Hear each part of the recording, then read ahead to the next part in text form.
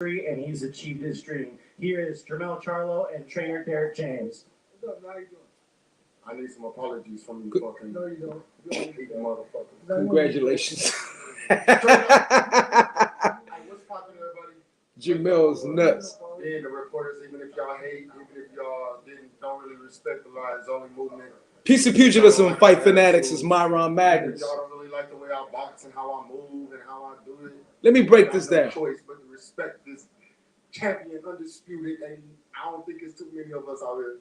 So I'm excited. Thank you for my team, Lions Only. We was really like solid, baby. We y'all held it down for the most part, and that's what I'm really like stoked about. Training camp was crazy. You know what I'm saying? Like we went to the waters with this shit. Like we went really deep into training camp. Warren Guzman, shout out to you. Shout out to Titus Adams. Big shout out to Derek fucking James. He's supposed to be the motherfucking trainer of the year.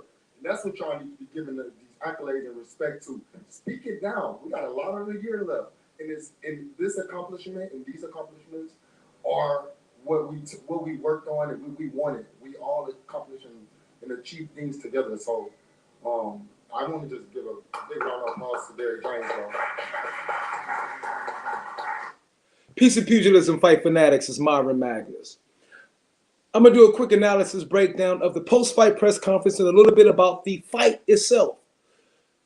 The historic fight we saw last night between Jermel Charlo and Brian Castano, that was for undisputed at the 154 division. Y'all heard Jermel Charlo already go off talking about the haters and all of that. Let me tell you something, Jamal. I think you need to start appreciating the haters.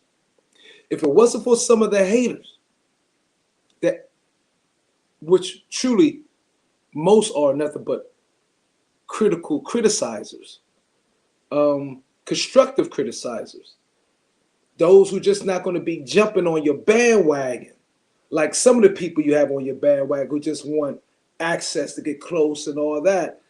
Those haters fueled you. Those haters motivated you. Embrace it. Didn't you hear what Earl Spence said in the Brian Custer interview, Jermel? He's taking pictures, putting in his book. He said, I don't use it as if they knocking me down or anything, whatever. I use it as motivation. You need to learn that, Jermel Charlo. You definitely need to learn that. And that hate, which I believe is just truly constructive criticism, help you get through that fight yesterday. It helped you get through an extended training camp. It helped you become undisputed. Because no matter what you may think, no matter what you say, you was blocking punches, they was getting on and off, whatever, in the first fight, you could have lost that first fight, Jermel Charlo. I watched it immediately before I watched the current fight that came on last night. I watched them back to back. And you look like you evolved. Jermel Charlo, you look like you evolved over the 9 months. You look like you was ready to get in the kitchen and get burned, Jermel Charlo. You evolved this fight. I ain't never seen the Jermel Charlo last night in any of the previous fights you had. I've never seen that, Jermel Charlo. You were smiling a lot. You was enjoying the contact. You gave the fans something worthy of watching. That's what you did, Jermel. You gave the fans something worthy of watching. And us diehards, that's all we want to see. Especially as us diehards that's way older than you. Us baby boomers. Us Generation X diehards who came up watching boxing late 80s, 90s. That's And don't blame us. If we're accustomed to seeing battles, wars on the outside, in the trenches, okay, the fire, then that's what the hell we used to. And if we don't see that being brought in the same manner with the generations younger, then we're going to say something about it. You can get out your fucking feelings. You better thank God Derek James is your coach. 4 years ago, I could not, because of my lack of exposure, my lack of really paying attention to the corner, my getting myself back into the boxing game, I couldn't see then, 3 years ago, what I can see now. And that is Derek James may be the best coach in boxing. I hear what Derek James tells his fighters in the corner in between rounds. And then I hear what Eddie Reynoso tells his fighter in the corner between rounds. And it's night and day.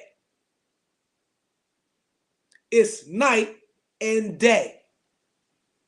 I hear instructions in the corner from Derek James to his fighters in between rounds. I hear encouragement from Eddie Reynoso in the corner with his fighters in between rounds. There are two different things. You have a trainer that can be encouraging, yeah, pick yourself up, get your head in the game. You're doing good. Don't worry about it. Just go in there, give me some work. Pick up your pace. You know what I'm saying? Keep your guard up, such and such. Instructions that's ambiguous. Instructions that's all over the place. It's really just encouragement to prep the fighter up, so the fighter won't be feeling a particular way about himself. It's more like positive reinforcement. And that's great that Eddie Reynoso does that. But when Derek James is in the corner talking to his fighters, I hear instructions. I hear a trainer being a trainer and explaining things to his fighter that he realized his fighter doesn't see. Things his fighter can take advantage of. Specific instructions. I was watching a fight last night, and I kept hearing, hold up, I'm tripping. Get my goddamn banners up. What the hell am I doing? Piece of pugilism. I was excited. Last night fight might have brought Boxing Logics back full time. Last night fight may have brought me back full time. Because now I hopefully can expect to see this more out of PBC fights. I heard Derek James telling them, look, keep everything on the inside. He told him that 3 rounds in a row. And guess what? Jermell Charlo eventually did it 3 rounds in a row. And the last punch Jermell Charlo did or got Castano with that caused the first knockdown was a short left hook inside. Not looping, okay, on the outside, or not a left hook that was trying to counter the right hand from Brian Castano, because Brian Castano, now that's one thing, Jermell Charlo, but I don't want to lose point. You was getting hit with that overhand right quite often and the straight right. You got to move your head off that line, bro, and pivot. So you're susceptible to the right hand. It's going to happen quite often in 2 fights in a row. That's all good. You're going to work on that. But instead of trying to counter or soon as thinking you can weave Castano's right hand and then come with your left hook, which wasn't working at all. It didn't work at all in the first fight, and it wasn't working last night. You kept it inside, and it worked. And those instructions came from your trainer, Derek James. And I say all that to say is, Derek James is a far, from what I see so far now, and for what we've so far seen thus far this year, Derek James is a far more technical, superior trainer than Eddie Reynoso. It seems to be a far more superior technical trainer than most of the trainers in boxing today. Salute to you. But Charlo, embrace the criticism. See, I had to come back full circle. Charlo, embrace the criticism. A tempering phase is needed for all of us. You got more opportunities last night to create the knockout because you listened to your trainer. Also, opportunities arise as they are seized. Let me say that again if you didn't get it. More opportunities will arise as opportunities are seized. You created the knockout. You didn't wait for it all day for the perfect shot like you did in the first fight. You created it last night. And that's something most of the boxing fans who weren't brown-nosing you, who weren't just bandwagon, who just weren't sucking you off. That's what most boxing fans notice, bro. It seemed like he was trying too hard not to get hit. Okay? He was waiting for the perfect left hook, which is your money shot. Well, it came. You had to go through the fire, much like the first fight, and you went through it. That first 6 rounds was one of the best first 6 rounds I've seen all year. You went through the fire, and you came out as tempered steel. You went through the fire and came out as tempered steel. A tempering phase is when steel is put in hot, pressurized conditions to increase durability and toughness. You did that last night, Jamel.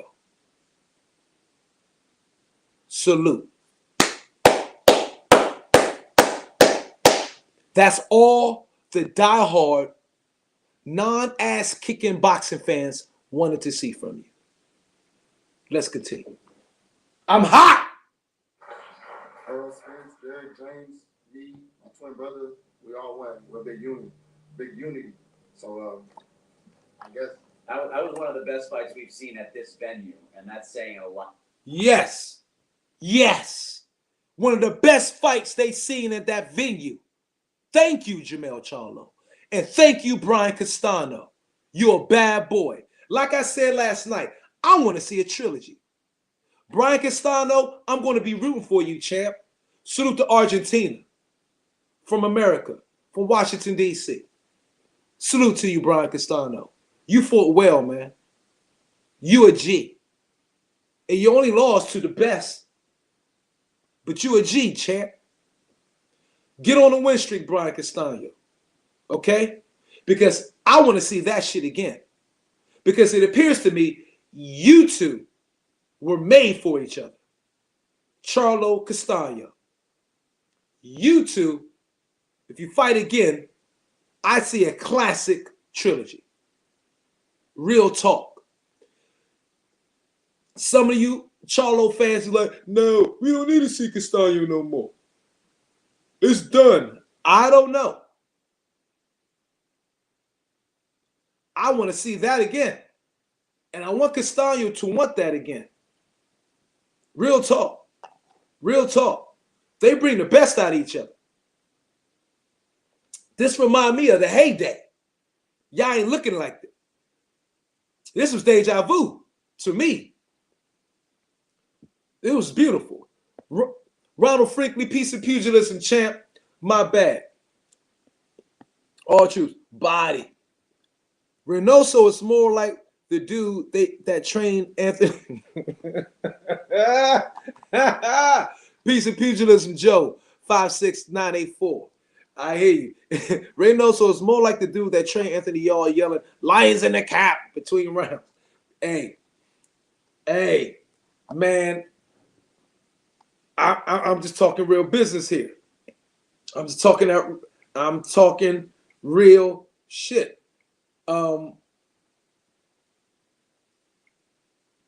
Derek James gives thorough instructions.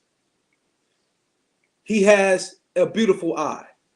And it's very evident Derek James is way more skilled. Okay, should I say my apologies? Skilled, yes, one, but tremendously more knowledgeable about the sweet science than Eddie Reynoso. Because Eddie Reynoso has only been able to do it with one fighter, and that's Canelo Alvarez. Whereas Derek James has been able to do it with multiple. That matters.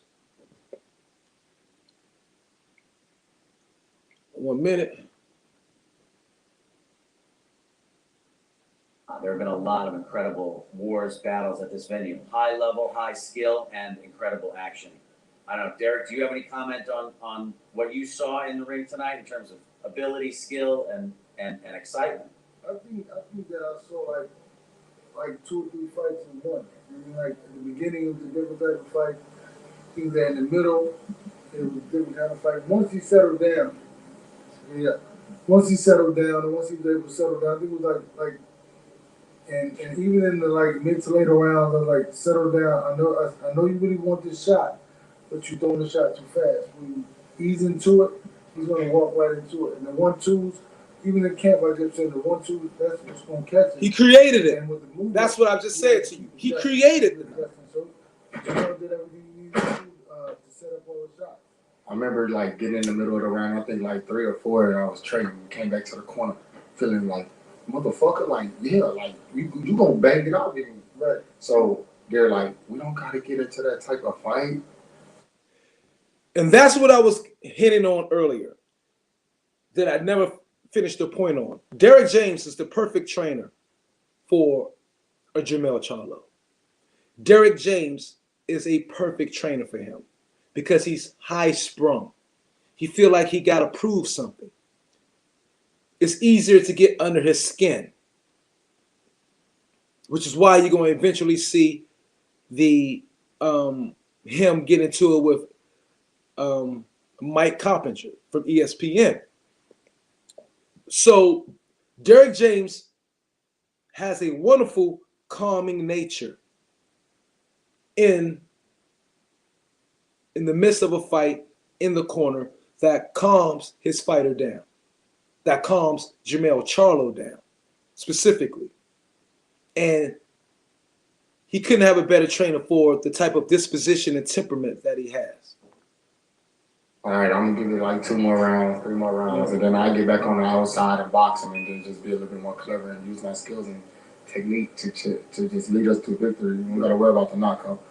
My show was trying to get it. And really, I was telling him really what the thing about it, a lot of times he was missing the shots.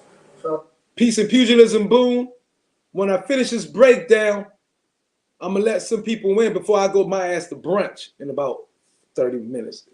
I better get through this shit fast. Because I ain't missing brunch today. I had a Sunday off in a minute. I said, shoot to the shoulder, shoot to the, because here. Shoot to the shoulder, shoot to the inside. The shots we threw, Shoulder. the shots, ran it into another shot. So That shit was boom, boom, the second boom. shot anyway was one that made him fumble. So it was like he ran him into another shot. So it was not just the first shot, it was the second shot, or the third shot that we get. It was a good fight though. And one good thing about Derek James, I mean, Before he goes in, what I do recognize with Charlo, he's evolving, and he has the potential to have a very, very, very good inside game. Jermall Charlo, and I can recognize it because the way he moves, the way he weaves left, weaves right, and can still feel the fighter in front of him, and sometimes feel a shot. He does that with his left hook quite often. Castano would come in, hooking, punching, hooking, punching, and Charlo was waiting for the opening to sleep in the left hook. Okay? He got it. When he's successful with it, sometimes he wants to stay just doing that.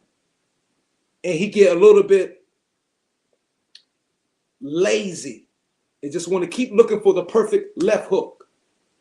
Or as he showed last night, the uppercut that he's squeezing in quite a bit. He needs to develop a little bit more of the Earl Spence method and be more of a workhorse. Earl Spence, if anybody knows horses, Earl Spence is a quarter horse. A quarter horse are the horses, the ones be pulling the trailers. You know what I'm saying? Pulling carriages and all that. They're workhorses. They're going to get you there from point A to point B through the grind and grinding you. If he developed more of that tactic of working, creating a shot through work, effort, and not waiting for something perfect so that another fighter can just be building points all up on him, waiting for that perfect shot, he can become dominant. He can become dominant. Real talk. J. Roos Theory, peace and pugilism, champ. Peace and pugilism. He could become dominant at 154. He don't need to go nowhere. I don't know what's up with this. I understand the era. And the popularity thing is to get as many titles at different weight classes. And you think that's the only thing that's going to make you great. No, it's not. No, it's not.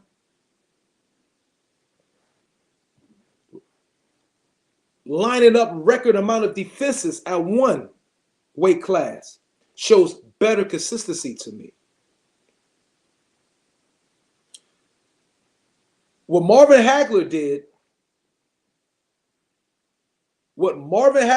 in the middleweight division will have him, without a doubt, is top 10 greatest pound for pound fighters of all time. And I don't care what you say. Marvin Hagler is pound for pound better than Pacquiao. Marvin Hagler is pound for pound all time better than Canelo Alvarez. Marvin Hagler, marvelous Marvin Hagler, is pound for pound better than 97%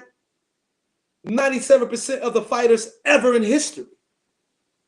And he did it at one weight class. You know why? There seems to be a confusion of what pound for pound is. Pound for pound is skill for skill. This fighter is better than any other fighter in the sport. Skill for skill, pound for pound. That's what pound for pound is.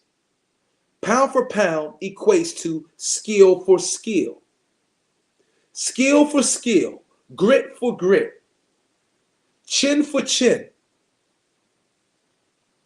Ability to ability, he's the number one fighter.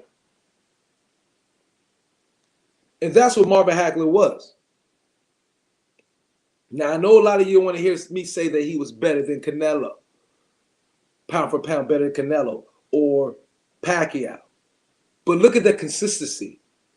Marvin Hagler strung up, I believe, 15 successful title defenses at 160. And he's one of the four kings. Potentially the number one. He potentially, out of the four kings, Leonard, Hagler, Hearns, Duran. Many people are going to put Hagler number one on that list.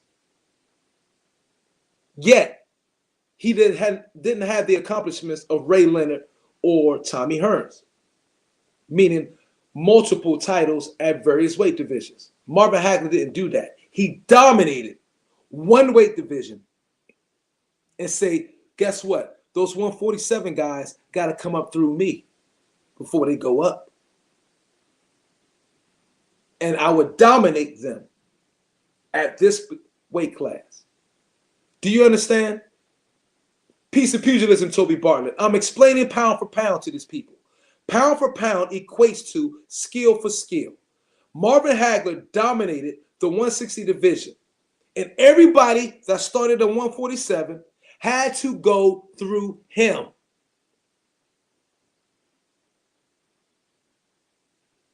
So it doesn't matter whether Sugar Ray Leonard, Tommy Hearns, Roberto Duran went up higher or went to his weight division, they eventually had to meet up with him.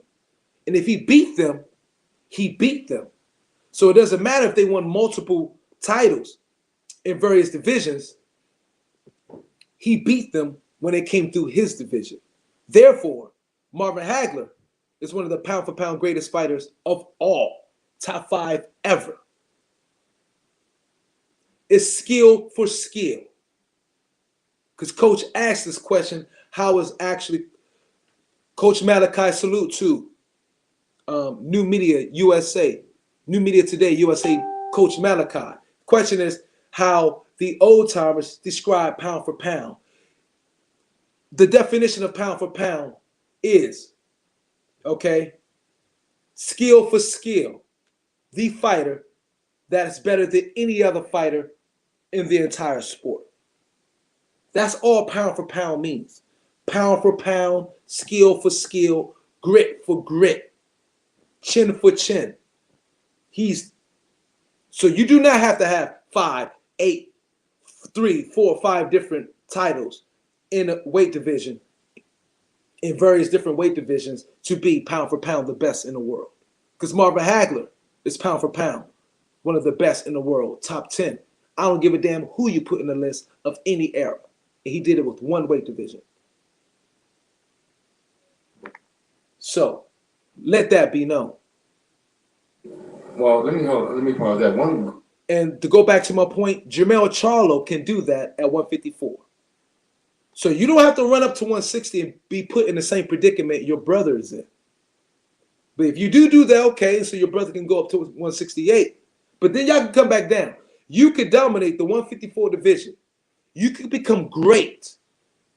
You become a household name dominating 154 and make it a glamour division. Because 154 is not looked at as a glamour division. That's 147, 160, heavyweight. But Canelo Alvarez is at 168, which is not considered a glamour division, and he's undisputed. Charlo, believe in yourself. You can do that at 154. Because guess what? Jerome Bruce Ennis is going to have to eventually go through you. Crawford eventually going to have to go through you. Do you hear me? Even your stablemate, Earl Spence, will eventually have to go through you. So you don't have to go anywhere, Jermell Charlo. You don't have to I'm going to go up there and unify 160. That's all great and all. But you could become one of the greatest, or perhaps the greatest of your era. The greatest fighter, pound for pound fighter of your era. If you stay at 154 and dominate to the end of your career. Facts.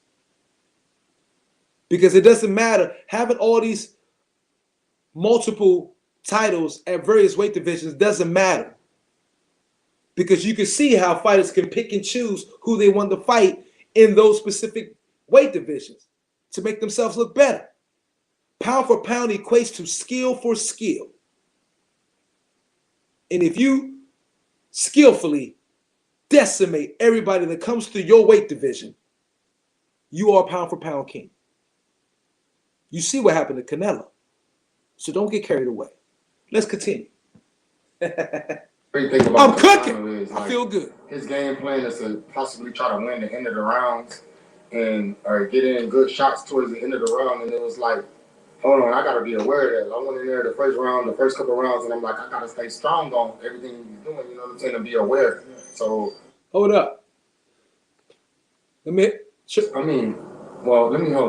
that. One Charlo great hit a thing great about joint. Castano is like his game. It's all is good, Lisa. possibly Listen, try because to win I'm the end of cooking. the rounds I don't need nobody and, else up here. Get in good shots towards the end of the round. Like I said before you guys jumped on, last night fight could bring me back full fucking time. If I see fights like that, I'm back on it. Y'all ain't heard this type of energy from me in quite a while. You might have heard me a little bit on somebody else's podcast because I wanted to bring something to somebody else's podcast, excitement, bring something different, represent. But I haven't done this good for myself in a long time because the sport has motivated me last night. The fight motivated me. That first 6 rounds was the best fucking 6 rounds I've seen since Earl Spence. No, that first 6 rounds was better than Earl Spence. Ugas' first 6 rounds. That first 6 rounds, like I would say, was the best 6 rounds I've seen in boxing thus far this entire year and many years prior. There wasn't much of a feel-out process. They started to get into it after round 2. And that reminds me of the old fights. They start to bang. That feeling out process lasted a little bit the first round. The second round, it was on. That's all we want to see, bro. That's all we want to see.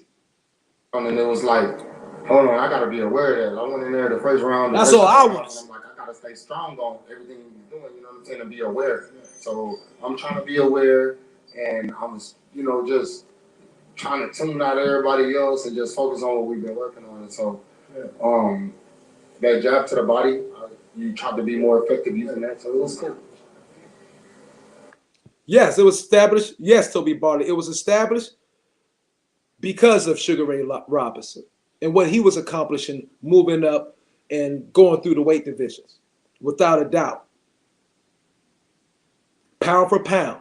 So all these fighters throwing heavyweights on there, you will never get me to do that. I'm sorry, boxing world, boxing industry. I'm not going to placate like that. I can't pander like that. I got to be who I am. And there's no heavyweights. I love Usyk. And I understand why y'all want to do it. I'm sorry, I'm getting away from the breakdown, but I'm going back. I understand why you want to do it. Because you want to get the big names, Pacific fighters, to get their names up in notoriety in the sport, to try to boost the entire sport. So you want to throw the heavyweights on there again to get the heavyweights more notoriety so people could see it's like, well, who's that fighter? Especially for the casuals. You're doing it more for the casuals, not for the diehards. And for the new fans, I get it. I get 99% of the shit what y'all move and do. But a heavyweight does not belong on a pound for pound list. So you won't see Usyk on my list. You won't see Fury ever. And I'm just being consistent with what I said the entire time since I've started my channel. Okay? Even though I'm a futurist, I'm a traditionalist as well. All right? Let's rock. What you got going on, man? Questions from the press? Ali was the one. Am I?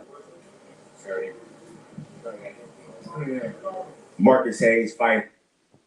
Boxologist, I'm listening, busy right now. I got you, Lisa. Lisa Bells. Toby, you good? Lisa, salute.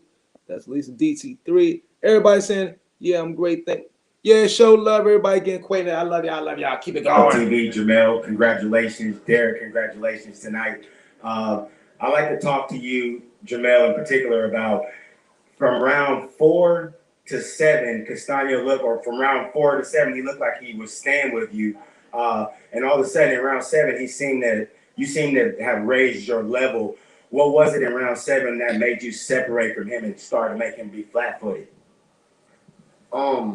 Like in boxing, sometimes you can realize that you don't gotta like how you knock people out, and sometimes it's like, okay, he pushing the action, but he kind of respecting my power. So it's like, hold on, I ain't gotta move that much. So from that point on, that's when I started like, oh man, I ain't gonna do all of this extra shit. Like, come on here and get run into a shot, and I just kept on trying to set that up, and that's how it happened. You know, That's Charlo evolving. And you do that from being in the gym, being confident in your ability. Jamar Charlo last night showed more confidence in himself, in his ability to take a punch, his ability to get in the freaking kitchen. You know what I'm saying? And start cooking with the boy. He showed more confidence doing that last night. And I have to equate that with more time spent in the gym. You got to equate that. Fighting is a lifestyle. Young fighters. It's a lifestyle. You got to live that shit. Real talk. You got to be in there. Like a Marvin Hagler. Bro. Him down, to be honest. That's what it was. Correct. Breaking him down. that's just the Charlotte way of breaking somebody down. Breaking him down. Was this your best performance, would you say? I say yeah because I Hell showed yeah. the fans, I showed these haters that I could sit there and bang and trade. That's and get right. hit with shots. I'm a fighter. I'm a boxer. You know what I'm saying? That's So right. I think about far. That's right. You could bang, trade. You can get hit with shots. The thing is, in previous fights, you never showed us you could do that, Jamel Charlo. But last night, you showed you did. You showed that you can. My apologies. You showed you can get in there, bang, trade. You could take a punch. You could receive it and then dish it, and then receive it. You showed us that. And we are happily thankful you showed us that. Because you gave the fans something they wanted to see, champ. You showed us Pretty Boy Floyd. Not Money Mayweather. You showed us you willing to go through the fire in the tempering phase. Salute to you, champ. Undisputed light middleweight champion of the world. I came in really in shape. I weighed 152. You know, that haven't happened almost my whole time of being in 154. So, and I ain't done yet. I'm still growing. Time in the gym. Time in the gym. Learning. Hit the like button, everybody, if you haven't. I fight, appreciate it. learn from the last previous fights. Toby brought it. I don't see how heavyweight can be pound for poundless because we know how they are at heavyweight. Because we know how they're at heavyweight. Yeah. And it's a way of seeing what the smaller fighters will be like if they were a heavyweight, in my opinion. Yeah, in a way. And of course, again, it's skill for skill. Pound for pound, who is most skilled? Who is the most skilled pound for pound? Ratio-wise. Okay? So this fighter's 154, that fighter's 254. He is more skilled per pound than this fighter is per pound. He has more skill per pound than this fighter has per pound. That's all you need to show to be pound for pound the best. And heavyweights don't need to show that because heavyweights can't show that. That's why they can't be on a pound for pound list because heavyweight ain't going to go from a heavyweight down to a light heavyweight until we heard Wilder say it. Oh, cruiserweight. Heavyweights don't go down. Fighters who are down go up. That's why a heavyweight cannot belong on the heavyweight on the pound for pound list. Pardon me. And that is short. That's the way I'm going to explain that in a short. Why heavyweights don't belong on a pound for pound list. Because heavyweights can't move down. But lighter fighters can move up. That's the best way to explain it, I believe. And tell me what you think with that. That's in a nutshell why heavyweights can't be on the pound for pound list. Don't belong on the pound for pound list. So this is a rally right now. So I'm on my shit. Like, you know what I'm saying? I'm tough to beat because of the fact that I got some power, some speed. I got good movement. I can set up chops and place them when I want to. And so I'm trying to be great. Jamel, Sean Tatel, Fight Hack, congrats, man. Great performance. And that right there showed Jermell Charlo is more humble than many of us give him credit. He just said, I could do this a little bit, I could do that a little bit, I got a little bit of speed, I got a little bit of power, and I'm trying to be great. I'm trying to be great. His exact freaking words. Jermell Charlo says, I'm trying to be great. Yet, Jermell Charlo has completed a feat that only 7 men before him has completed in the four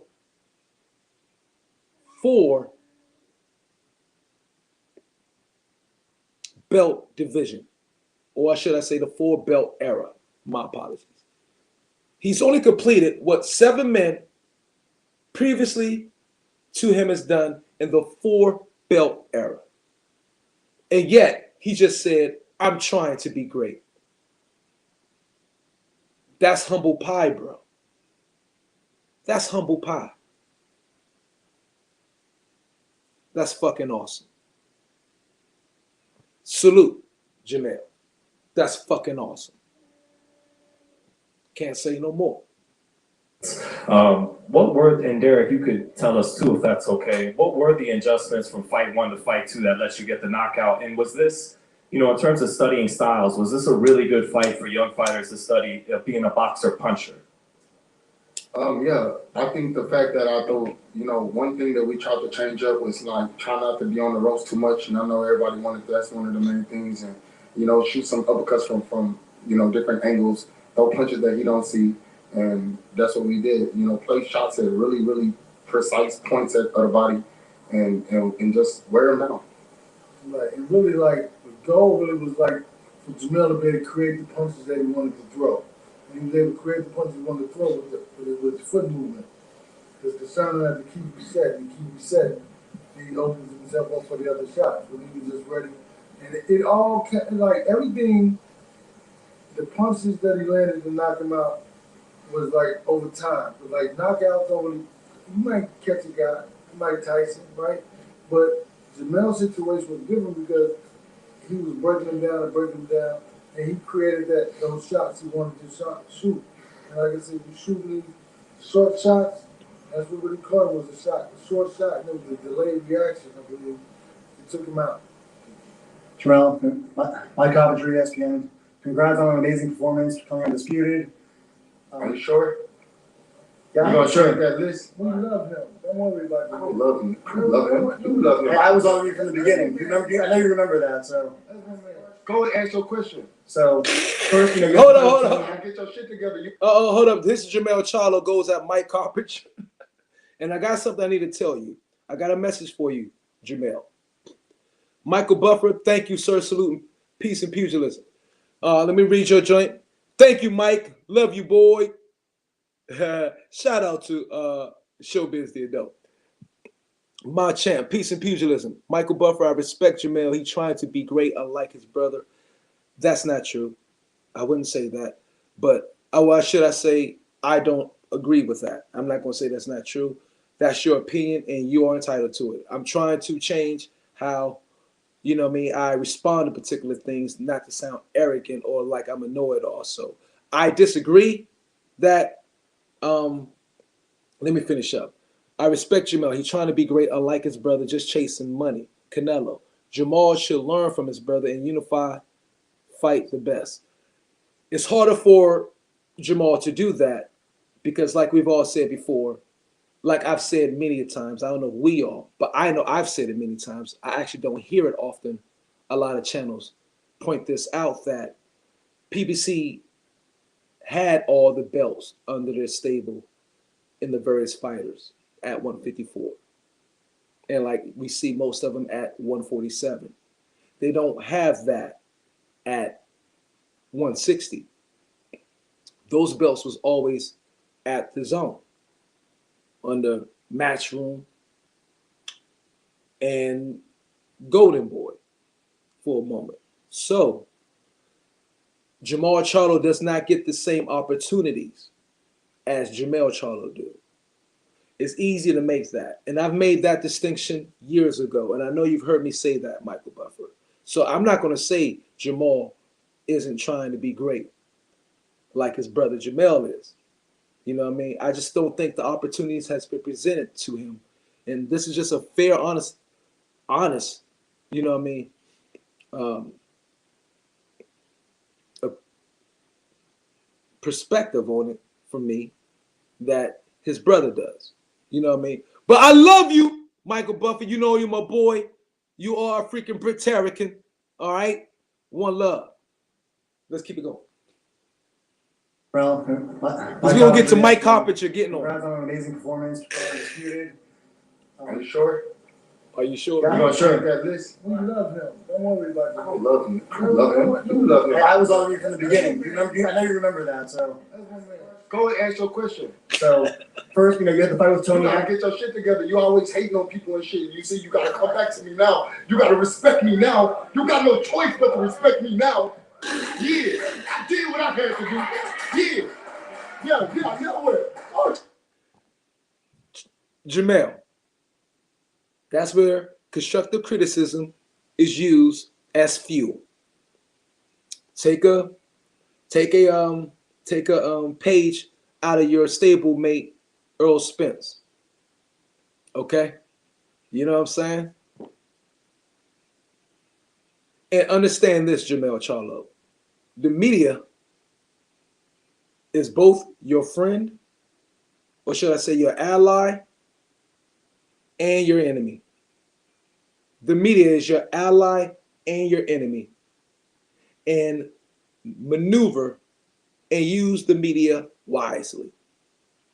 Okay? You're going to be who you are, Jamel Charlo. I love the raw energy, without a doubt. But use the media to your advantage. Okay? And use the media as fuel to your greatness. That's all I have to say, brother. Don't look bad. He did see that. Come on. Yeah. All right, wait, go ahead and answer your question. Answer your question. See, you can hear Jamel Charlo get emotional and shit. He said, go ahead and answer your question. He didn't say, go ahead and ask your question. He said, go ahead and answer your question. Jamel is emotionally driven, bro. Little Charlo is he motivated by Little Charlo. People call him Little Charlo. He get antsy. Motherfuckers criticize him so much that he said, go ahead and answer your question.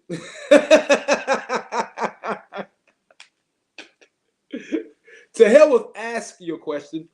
Go answer your question. Go ahead and answer your question. Oh, man. Hey, you got to love it. Jamel give you some sound bites.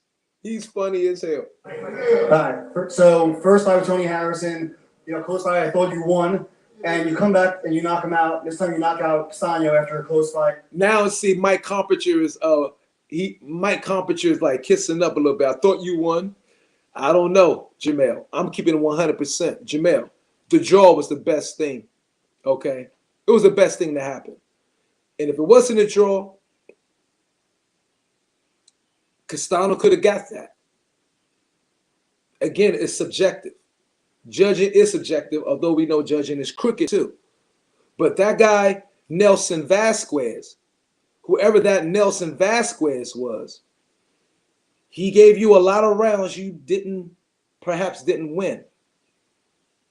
Whoever Nelson Vasquez was, the judge in the first fight, gave you a lot of rounds, Jamel, apologies, that Castano, I thought, won. So, Jamel, show gratitude. What does that say about your boxing IQ? That you're making all these adjustments and getting knockouts after? I'm high on IQ then. I mean, like, that's what ASPN wanted to hear. I mean, IQ is really high and great. I'm a clean fighter. I do everything. I try to not throw rabbit punches. I try to, use effective punches that matter in boxing, like my jab. And I use, like, strong punches. And I'm a very strong 154-pounder. And I've been at this weight for some years. So stay there. I'm trying to figure out, like, did y'all stay there? Stay at that weight. Charlo, Bud Crawford is calling you out.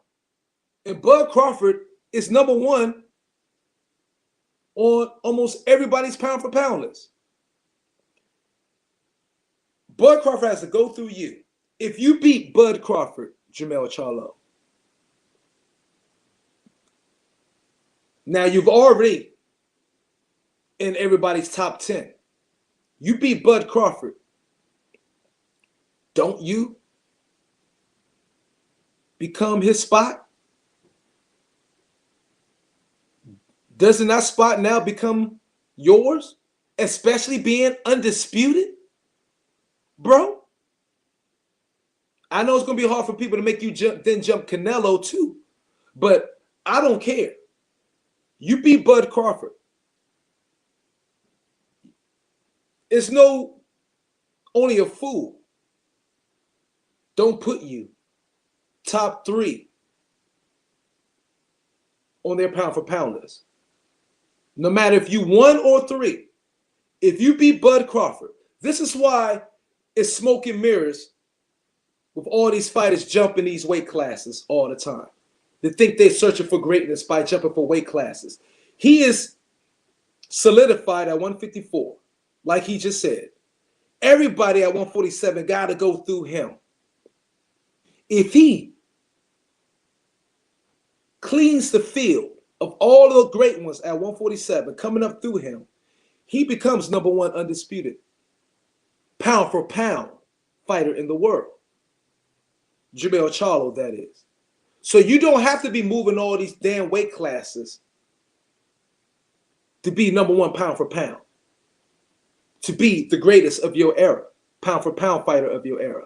You can stay at one place and hold down the fort, period. You don't have to do all this BS smoke and mirrors, jumping up these weight classes and picking and choosing the weakest fighters of that weight class with the belt to solidify greatness. You can stay right there at 154 and hold down the fort and get stronger. Because you're more acclimated at that division than anybody else is.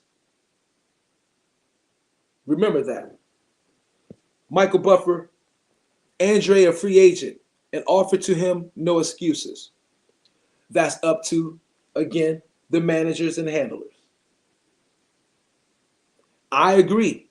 He should take that fight. We need to see Charlo versus Andre, without a doubt. But Andre has been chasing Canelo for a long time, and I don't know if he's going to let that off. I don't know if he's going to let it off him. I think he's going to keep on pursuing Canelo, because he should have had that fight at the Zone when they both was promoted by the Zone, without a doubt. That fight should have happened. It didn't. That wasn't his fault. He should have had a fight with Triple G while all 3 of them was at the Zone. They made an offer. Triple G backed up. That's not his fault. I'm talking about Andre, not Charlo. Okay? And when Charlo was pound for pound, when Charlo was, should I say, the number 1 mandatory for Canelo Alvarez, Canelo chose to leave. That is not Jamal Charlo's fault. So you got to look at it both ways. You got to be fair and unbiased. You can't just be critical. When Jamal Charlo was #1 contender for the WBC for Canelo chose to do what? Franchise champion. Have we forgotten that yet? No. And that wasn't Jamal Charlo's fault. So that's why you can't go back here and say you don't believe he ain't chasing greatness. Because that there proves the opposite, Michael Buffer. And one love piece of pugilism, Britt Harrigan. Let's continue. Watch the first fight, a lot of those shots that Castano was throwing, even in this fight, you know, they were sliding off the gloves. I was blocking majority of those punches. Well, a lot was getting in. Because the crowd is rallying. But when you're a fanboy and you can't be really never been in the fucking ring before, you will never fucking really understand what's really going on in there. Punches were slipped, punches were ducked, punches were blocked. And that's what Derrick James teaches. And I was durable. I was going all 12. Charlo, that can work. You may be able to bully some people into believing that. But, bro, us who's watching this fight can see punches are getting it in. We can see you getting hit with the overhand right and the straight right from Castano. We can see you getting caught with left hooks up against the ropes. Okay? So I feel you did slip a lot of those punches. You did block a lot of those punches with the gloves. Okay? You did catch a lot of them. But you got caught with quite a few of them too. All right? So that's just my response to that, Chan. Unfortunately, my power gets stronger by the rounds. How about that? I don't know if you get, we always say a fighter gets stronger. Some fighters get stronger as a fight goes. And I honestly believe that a fighter gets more comfortable and in a groove as the fight goes. And its conditioning is excellent. If you see a fighter getting stronger as a fighter goes, what that usually means is your opponent is getting weaker as the fighter goes. So it's not necessarily you getting stronger. Your opponent is breaking down. Whereas your stamina and conditioning is excellent. And you're still able to fight almost at the same level later on in the fight as you were at the beginning of the fight. That's what that really means, Jamal Charlo, and to all the people who don't recognize that. And thanks again for the super chat, Michael, my man. Jamal, congratulations. Keith Heidig, BoxingScene.com. Will it be hard for you now, after performing at this elite level and accomplishing everything that you wanted to go and make mandatory defenses that are going to cost you a lot of money and sanctioning fees for defending all 4 titles? Well, I have a great management team. If I gotta, do what I gotta do, I gotta do what I gotta do if I want to continue to box. You know what I'm saying? And so I can't really hate on I can't really worry about what sanctioning fees are. I get paid great, and they gotta pay me even more for shit like this. You know what I'm saying? I made history tonight. I became the undisputed champion. Absolutely. Nobody has ever been an undisputed champion at 154 with 4-belt era. Plus, I'm African American. Let's go. Well, you're a Black American. You're a Black American with African lineage. All right? You weren't in Africa before you was in America. You was always in America, my G. Let me leave that alone. But yeah, we are Black Americans with African lineage. Okay? So, Jamel, again, bite down at 154 and stay there. Without a doubt. You know what I'm saying? You stay there. Everybody has to go through you. Or jump around you. And then if they jump over you and go to a division up, you can say, besides Errol Spence, we understand that's your stablemate. You can say, shit, why they avoided me? Now you got fire. You can say that you see they avoided me at 154. You can see they avoided me. They going around me. And then all of your fans, especially on YouTube, have more talking points on why you are now perhaps the most avoided fighter in boxing, if that is to happen. You see how that works? Where you just hold down a fort in one spot and make everybody have to come through you or to you. It's a beautiful thing, champ. I represent my people. For the ones that don't really believe that, shout out my mom, I heard you. Jamel, Wow. Mohammed Mubarak with the Electronic Urban Report. We are a black publication. Ignore all of that talk, Jamel, about for those, like you said, for those who really don't believe that. To hell with all of those people got to say about that. You know what I'm saying? They're just trying to get underneath your skin, get you out your game. But it sounds like you got a really, really great team around you. And you got Derek James, you got your brother, you got Earl Spence Jr. You got Texas, bro. You're in the most beautiful place of boxing right now. Texas is a country of its goddamn own, within a country. Build up on that shit and hold down the 154 division. If I was you, I would not move. If I was Jermell Charlo, I will lock down 154 until somebody dethrones me. Real talk. All right, a column called Ringside Update, and I want to know, how do you feel about, at the end of this fight, the big crowd, the people behind it? You made it a great fight. You made it one of the greatest fights in history, and I want to tip my hat to you and leave it off. Lisa says they could let him go to the zone or vice versa. Yes, they could, but we've already had that conversation many times. We know what's going on here, Lisa. You know what I'm saying? How about the zone let their fighters come here? See, there's a flip side to that too, right? Why ain't the zone letting those fighters come here? But in this case, since those belts are over there, I agree. He should just go on over there. He got to go search it out. But will the PBC let him do that? Will Al Heyman let him do that? That's the question. How do you feel now? I feel like I really accomplished something like very, very important, that very, very major. Something You made that I've history, done for a champ. very long time. Just every time they think about, I feel like I made it to a Hall Hit the of like Fame button, level. please. I know hate nasty ESPN ain't gonna tell me believe this, but I made it to a very, very strong pedestal in my career. You know what I'm saying? And so I believe that, like, I get to call the shots, I get to do what I do, and who knows what's next for me in boxing.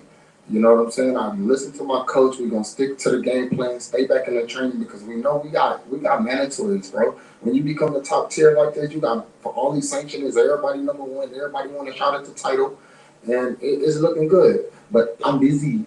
They gotta fight each other. I'm busy. Thank you for putting on a great performance. Jamil is great. James Weller, the boxing source here. Back in April, when we were talking about this fight, you said that you were going to knock him out, but also, have the patience from round 1 to round 12 to, try to work towards it. How is it to kind of like actually execute that, and then in round 10, finally getting it, and then we know we got to get on Jamal's tail for that. Like, yo, make these fights. What's up, main man? Make these fights. I've been on fire on this joint. Last night fight had me freaking on fire, bro. I was on fire, man, today. My God, I've been able to rattle off a whole hour. I haven't been able to do this, not on my shit, because I've been like, oh, man. Last night motivated the shit out of me, bro. We need fights like this. This is what the boxing world needs. If we have fights like we had last night more often, and the Earl Spence Ugas fight more often, boxing can build itself up respectfully in this era. boxing can get, I'm not going to say back to number one, but at least it could get on the first page of ESPN instead of the goddamn second page. Boxing's not even listed in the first page of sports on ESPN. Why is that? We need fights like this that boxing get more notoriety. If you have fights like this, you won't have outsiders like the Pauls destroying boxing, as you guys say, so to speak. It's because of lack of this. Lack of fights like we saw last night.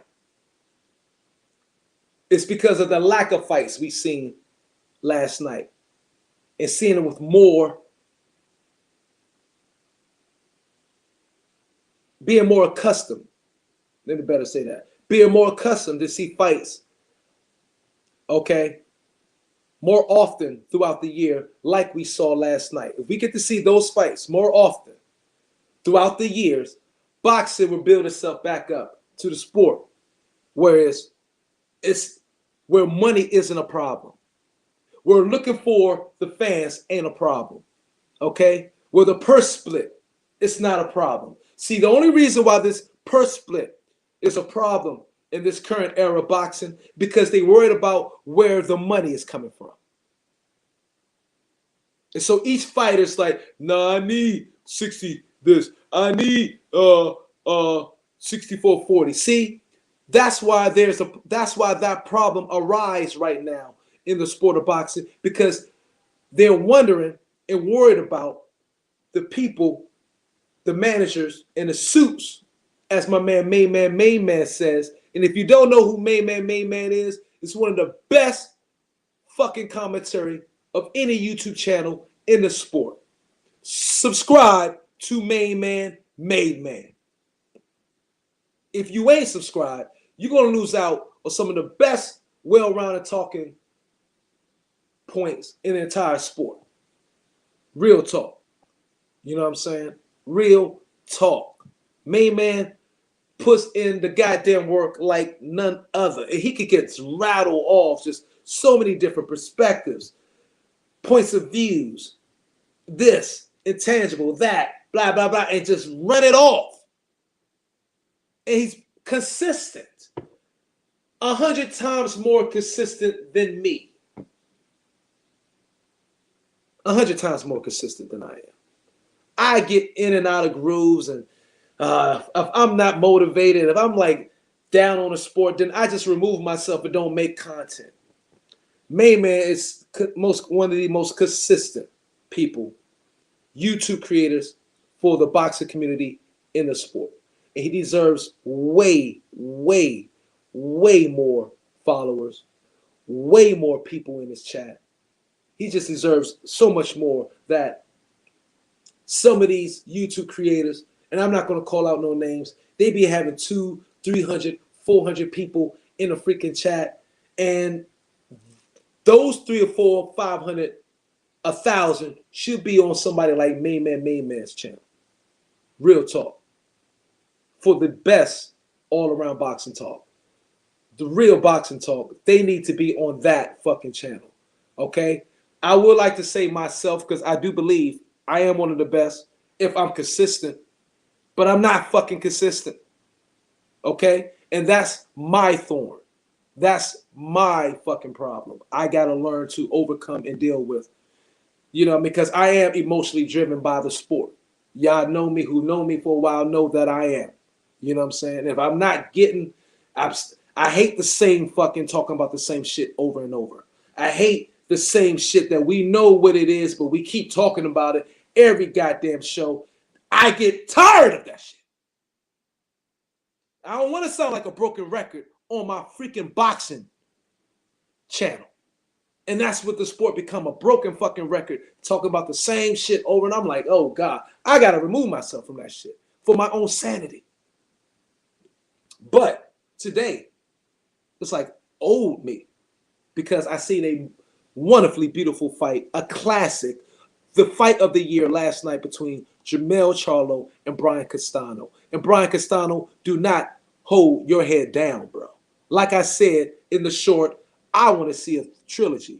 So pick yourself up, Brian Castano. Get on a win streak, bro, because it seemed to me that you, Brian Castano, and Jermell Charlo have brought out the best out of each other. And it's only great for the sport of boxing. Let me proceed. But subscribe to Main Man, people. Real talk. If you don't, you're missing out. And named the undisputed super welterweight champion of the world. Like I said earlier, it feels great. You know what I'm saying? And I did what I had to do. I stood strong in the, process of breaking him down. I didn't fold. I knew he was coming, and I just kept letting him come. And eventually, he would just, not beat up. So that's it. You know what I'm saying? I did what I had to do. Congratulations. What's up, baby? I'm good. Your face looks clean. A little bit. Got a little busted lip and shit.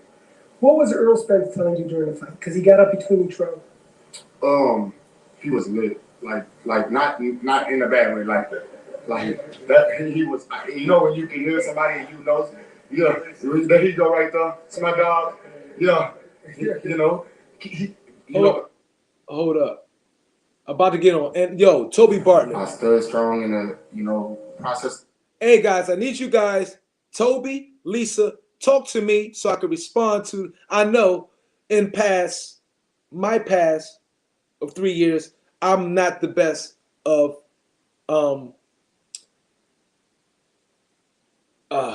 cooperating with the chat as far as having a good reciprocal communication with the chat. And I need to work on that. I need y'all guys, Toby, Lisa, call me out on it. Say, Myron, read the fucking chats or something. But y'all know when I get into a freaking groove,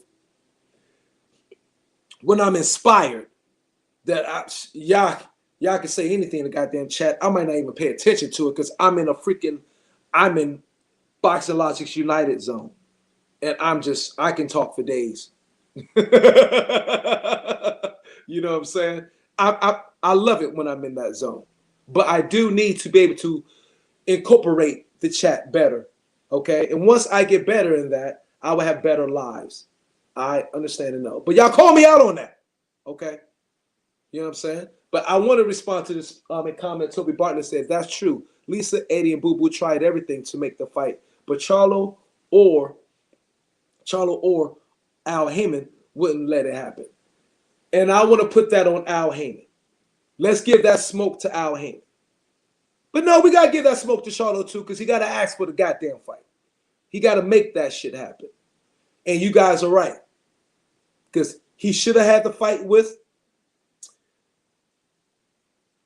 Danny Jacobs. That fight should have happened. Jamal. That fight should have happened. The fight with Boo Boo should have happened by now. Jamal. Yes. I'm not going to be defending you a lot, Jamal. You stop cheerleading for Canelo too. Okay? You don't make yourself look good. Like I said in the short, Canelo got to come back to the PPC for that money. It's not many places Canelo Alvarez can go to get the bread he won. There's only two I know, and that's the Zone and PBC. So he has to come back there, Charlo. I want you to take Mike Tyson's advice, Jamal. Okay? Take Mike Tyson's advice and start talking that shit to him. Real talk. Don't be worried about getting angry or mad and all of that.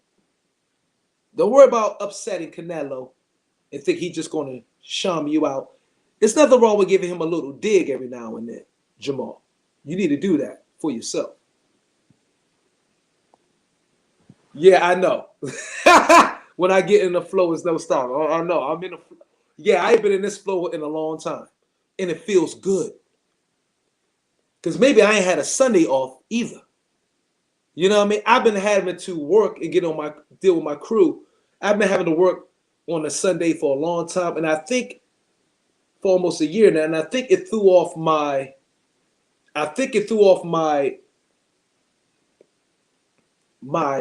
usual schedule. But see, Andre's a free agent now. PBC should make a move for Jamal. They must, because Jamal is drowning. Jamal is drowning. There's nothing for him there really names at the PBC.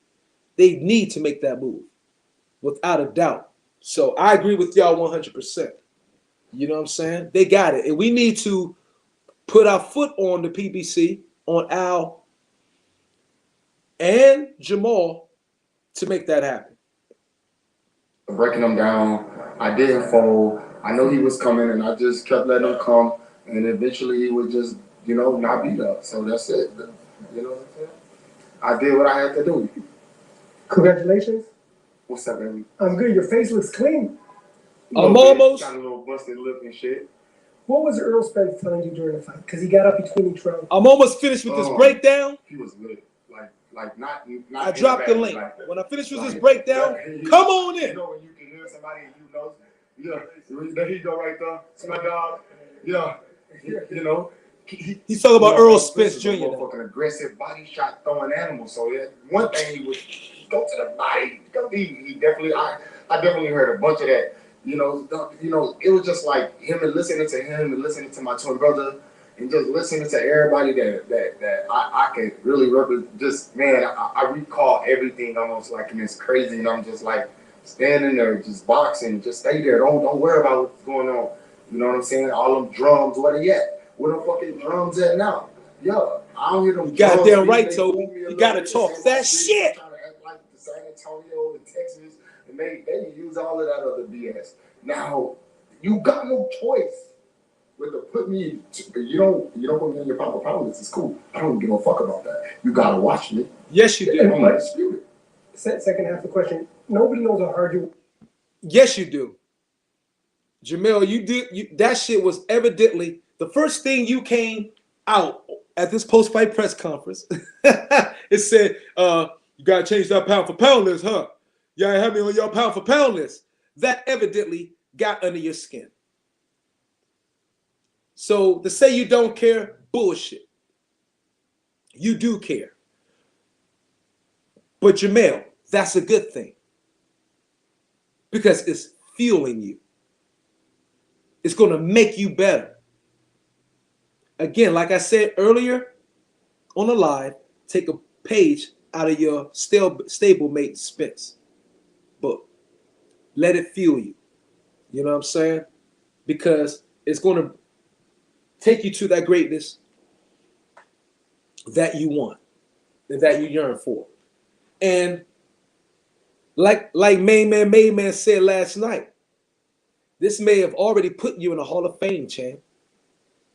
Main Man said it last night. That's why I need y'all to go ahead and subscribe to Main Man Made Man. He said it last night, and it didn't hit me, but like, damn, yeah, you might be right.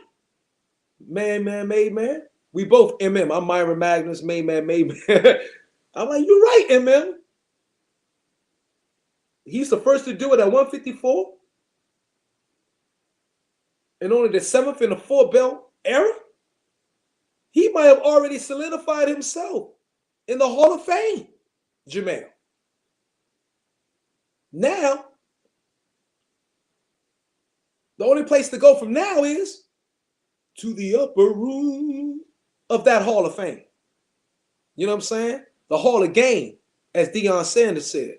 You know what I'm saying? You got layers of the Hall of Fame. You got those who are at the bottom of the Hall of Fame. You got those who, you know what I'm saying, now at the middle boxes, and you got the Skybox Hall of Fame. You got those in the Skybox, and that's the Hall of Game. Okay? Jamel Charlo. Keep fighting to put yourselves in the Hall of Game. You know what I'm saying?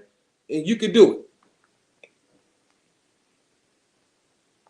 From the last fight to now, tell us how hard and how inspirational it is for other fighters who want to accomplish something big.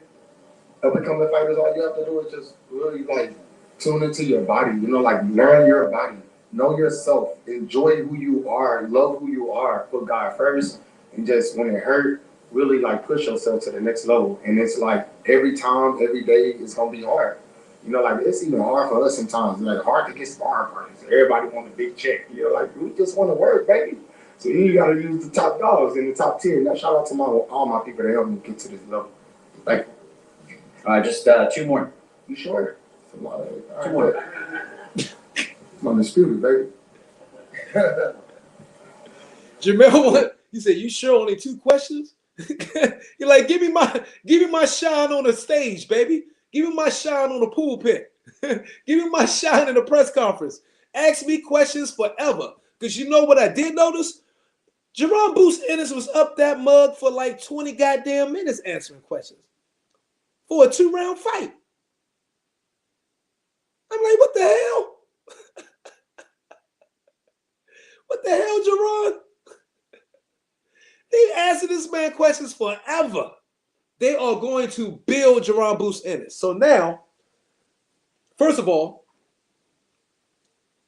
let me finish. They're going to build Jerron Boost Ennis. Now he is what they're now going to try to create to be a cash cow. We can see that evidently because he answered questions forever before Castano got out there. You know what I mean? It's like they're allocated 20 minutes, 20 minutes, 20 minutes. But he was answering questions forever. Answering questions for Jackson shit. You know what I mean? Bone marrow. All that stuff. And so they're now promoting my man, Jerron Boost Ennis. So that's a great thing. But yes, Jamel should have had like 30 minutes to himself. He made history. And he deserved it. He worked hard for it. He earned it. He deserved to be in that spotlight more than anybody tonight, without a doubt. I think I missed my goddamn point. Hi, Jamel. How's it going? Duncan McKenzie here from Fox Sports Australia. Congratulations, amazing achievement. I'm not sure if you're aware though, but Tim Zhu was at the fight tonight watching you. Full respect from me, so just don't shoot the messenger here. But pre-fight, he said he expected you to win, but also said that you're a little bit soft and that you don't bring the pressure. Can I get your response to that? And what do you make of Tim as a fighter? And would you like to fight him, Jamel? Well, what I saw him his last fight, he should be quiet. He really didn't look. He didn't really look so. I don't really watch a lot of boxing. But just but I did see him, and he didn't look so great. Jamel. So I mean, there's nothing else. Chucky Charlo. That was my nickname for him. Last time he should work on his own situation.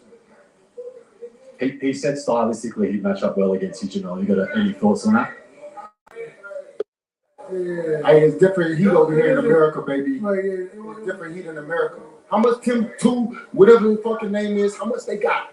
How much money they got? Don't worry about it. You don't need to answer that. Yeah. Would you take a fight against Tim? Fuck you and Tim, because it changed the life. Like, stop asking me questions, dude. All right, I think we have one more question. Joke. Go ahead. We need more. Jamel is hilarious. Charlo be on one, bro. Hey, what's up, Byron? What's up, bro? What's up, man? Charlo, hey, man. bro. You said last night, yo, if he lose that fight, he gonna jump in the crowd biting it. Somebody gonna be taking shots. Hey, bro, if this is his reaction after he's won, imagine his reaction. It would have been if he lost, bro. The audience, the reporters would have been getting tossed all over the place. Cameras would have been getting thrown out the window, man. Jamel would have jumped in the audience and bit somebody, man. He'd just been going just crazy, bro. You know what I'm saying? So I'm glad that he won for the sake of the reporters in the building. You know what I mean? For real. He bipolar. Something wrong with that man, man. He just done, something ain't clicking right with him, man. You know. But I got it. Yeah. But I gotta give him credit. He came focused and everything throughout all of that rah-rah talk and all of that rah-rah noise. He at least came focused. He did his homework. He went back to the drawing board, retooled, refocused, and got back in that joint. You know what I mean? So that's good stuff.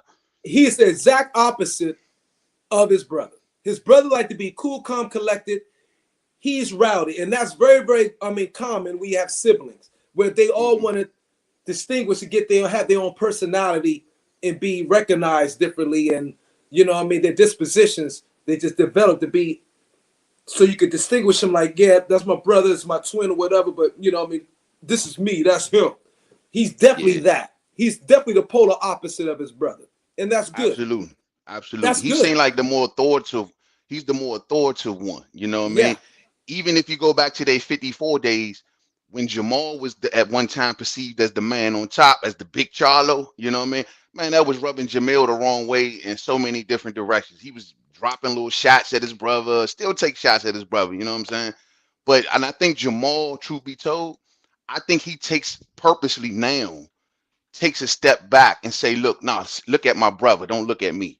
And I think honestly, Jamal wants that. I think he'd rather push his brother out in the front because he's the more authoritative one. He's the one that go at people. And Jamal just more so the big little brother. Like he want to see his big brother shine. That's what I get from Jamal. You know what I'm And saying? I can identify with that 100% because I'm like that with my little brother. Yeah, just kind of stand up to the side, stand out the way. Let bro get his moment. Let bro have his shine. When he don't like it when I'm the man, but I'm gonna fall back and just let him be the man. I don't think it's that serious more so to Jamal than it is to Jamil. You know what I mean? That's what you know what I mean? You hit it right on the nail. I think that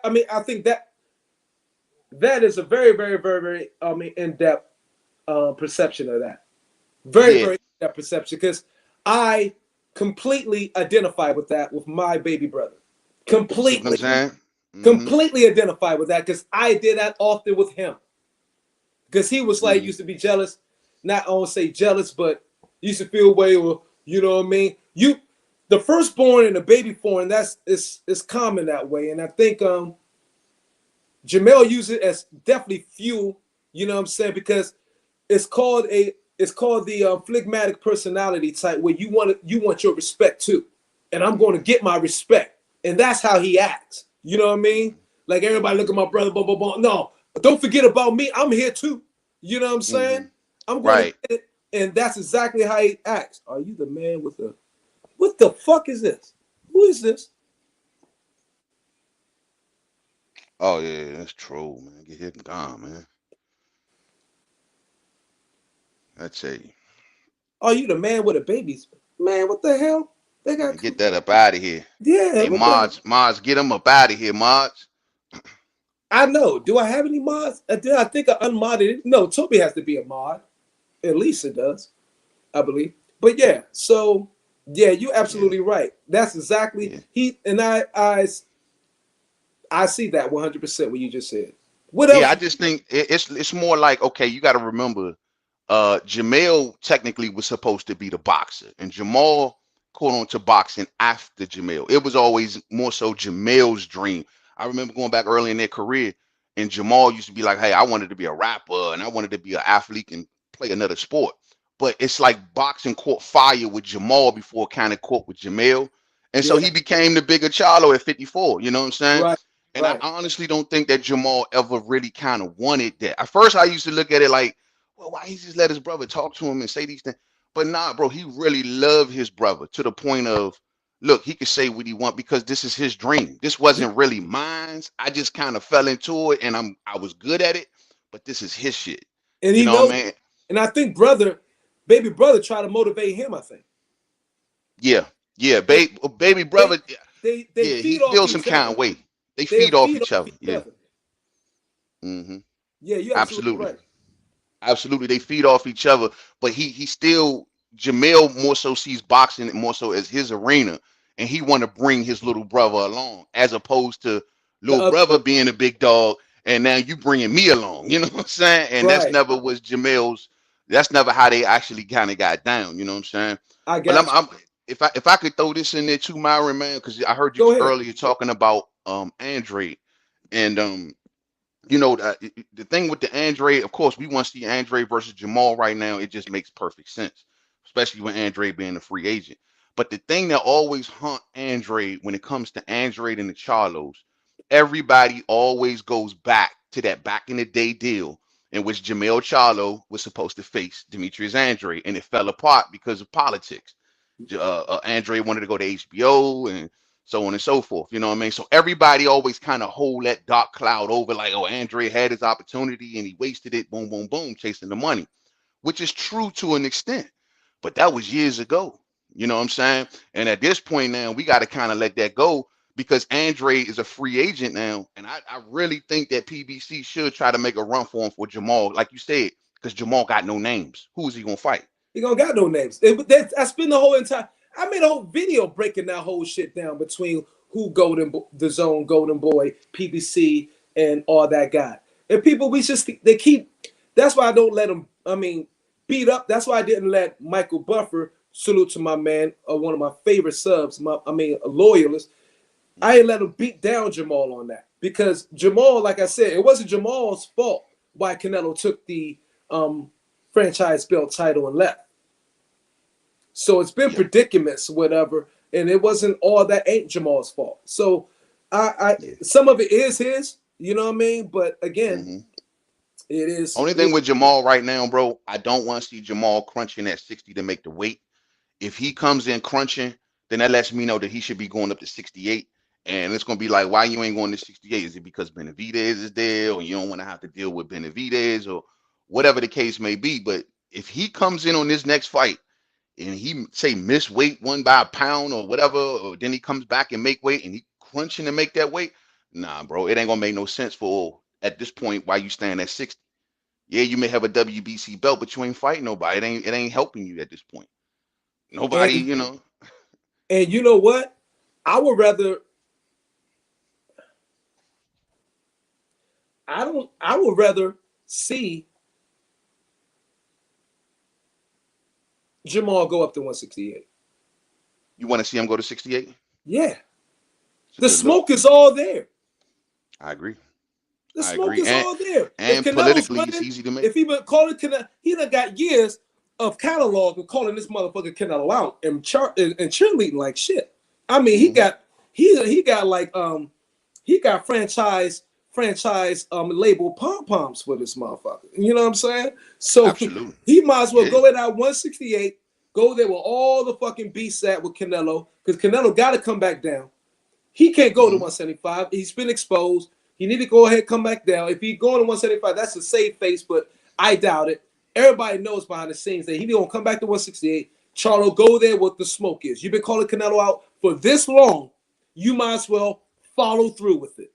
And you can see Jamel, I think he says that. You know, they both, I don't know if they're coming from the angle to, you know what I mean? Yeah, and placate to Canelo's ego and everything in order to get the fight. Maybe that's an angle. I understand, whatever. But that's just not what we used to in the boxing world until then.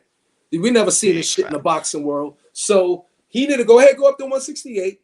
His brother, hold down 154. Because like I was saying the whole hour before, you do not need to be jumping these weight classes to solidify and be the best of the era pound for pound.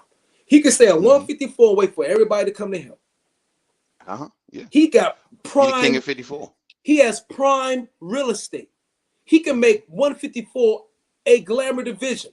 Because Crawford might go through there. Yeah. Boots might come through there.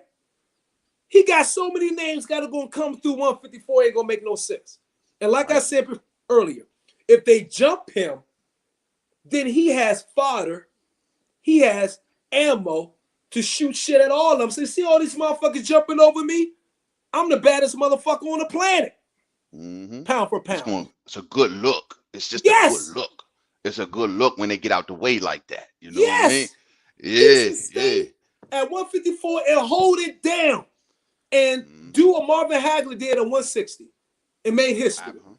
Absolutely. You know, He's normally, Myron, I'm with you, bro. Like, I'm all for advocating for fighters to move up and take on the bigger challenges. But in this case with Jamel, like you just said, bro, the division is on fire. It's too hot to leave. Look at everything around him. Facts. To go to a wasteland. Go nowhere. Bro, on top of that, the fighters you just named, then you can throw in Sebastian Fundor, you can add in a Tim Tszyu, and just for kicks, you can throw in a Tony Harrison trilogy match. All of these fighters are solid legacy style fights for Jamel Charlo. And going to 160 to a wasteland just to run into his brother wouldn't make sense. Yo! He has the world in the palm of his hands. Facts. It's such perfect timing for what he's done at 154 for him. Because now you can say, you know what? You got fighters like this. You know what?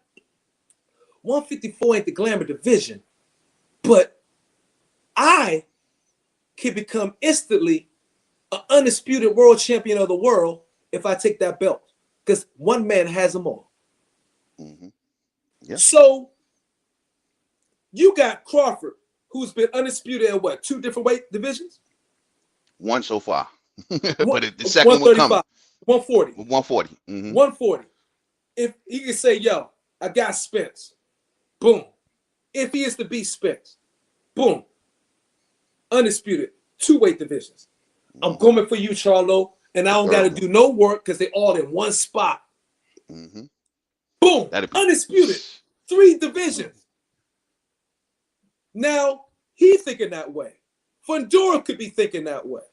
I mean, Boots can be thinking that way. Bro, think it's like, yo, he could be like, all of a sudden, he's now in the deepest division in all of boxing.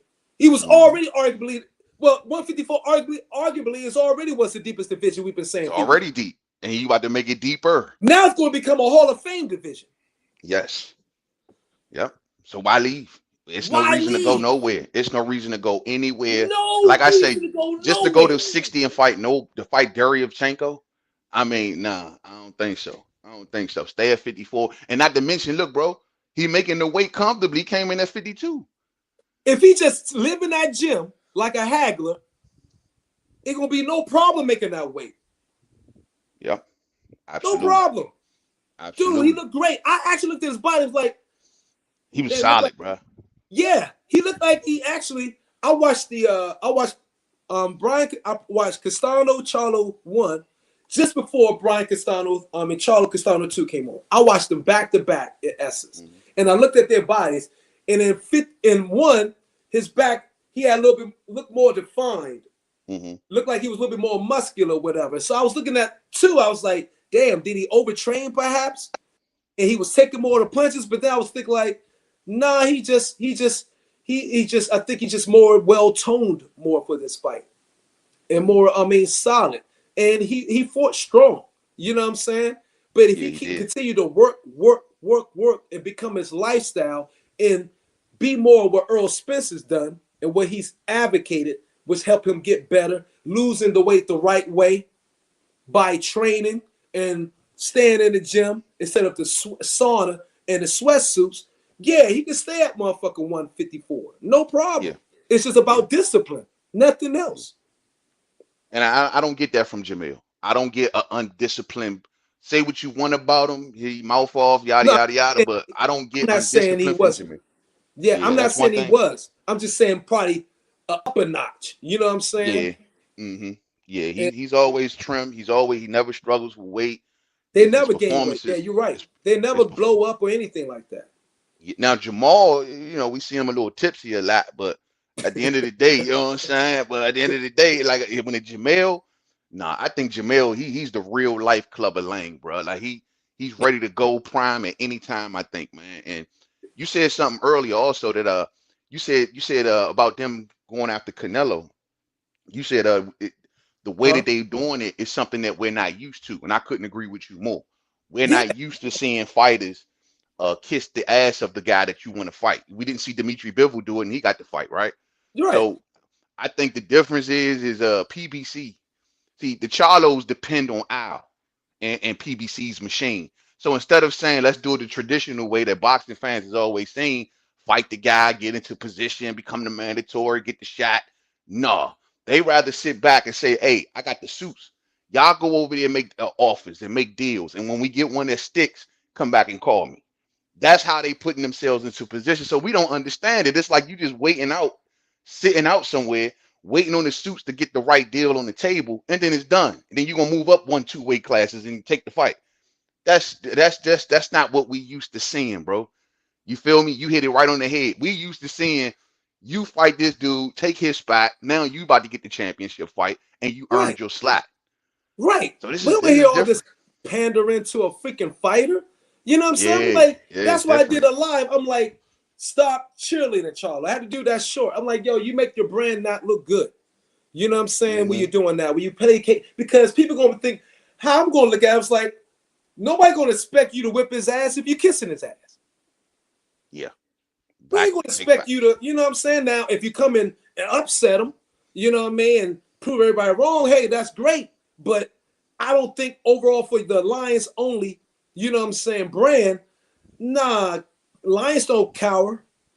I don't know nobody that got Lions the don't fight. kiss ass, bro. You're carnivores. You know what I mean? Lions go for the meat. You know what I'm saying? Vegan, They don't want vegan no lines fucking and shit. greens. They don't want no greens. This is carnivores, my nigga. You know what I'm saying? Lions go for the Exactly. meat. So don't give me this motherfucking vegetarian diet, my G. Yeah, hey, that's my whole point, bro. They vegan lines and shit. You know what I'm saying? But You know what at I'm the end saying? of the day, it's like, bro, you got to go out. Nobody that Canelo has fought, really, if you think about his last few fights, kissed his ass. Billy Joe didn't do it. Billy Joe was sitting there talking his shit, talking about he was gonna pull out of the fight if Canelo didn't do X, Exactly. Y, Z. Caleb Plant didn't do it. Caleb Plant was like, "No, is this gonna happen or that gonna happen or ain't gonna be no fight." Exactly. You know what I'm saying? I Everybody don't talk get their it. shit. The only ones were the Charlos, like, oh, we love him and he's the best and support your countrymen. And I'm like, bro, what the hell is y'all talking about? Yo, your You know boy what I'm saying? D-Lo. Everybody subscribe to D-Lo 404 Boxing. Your boy D-Lo's in the building. Salute D-Lo. D-Lo. Thank you for coming through, baby. Peace and Yes, beauty. sir.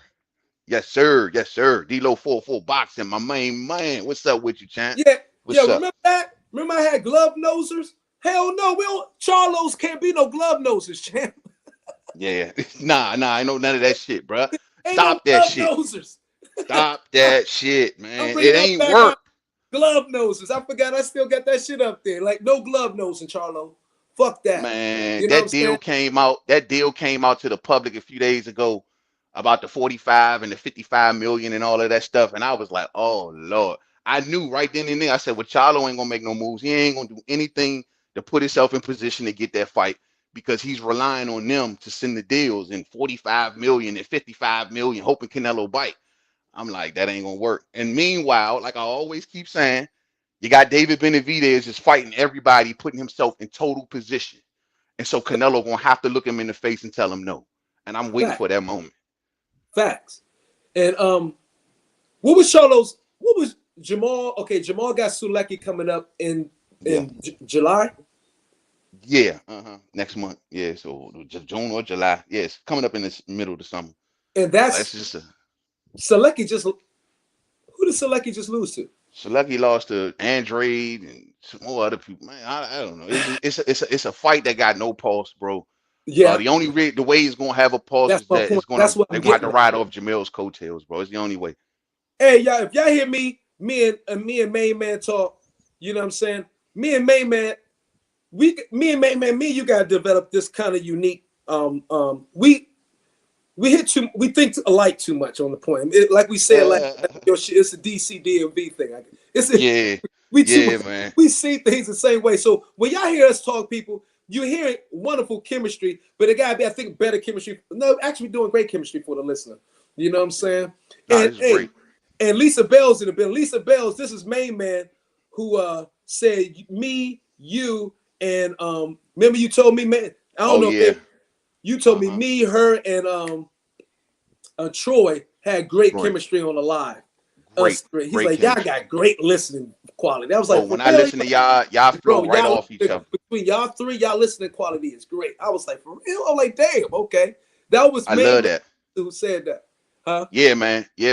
When y'all three get together, man, y'all link up like Voltron, bro. Like y'all form Voltron I together. didn't see that. I couldn't hear it. You hear it? Yeah, you can hear from the listener standpoint.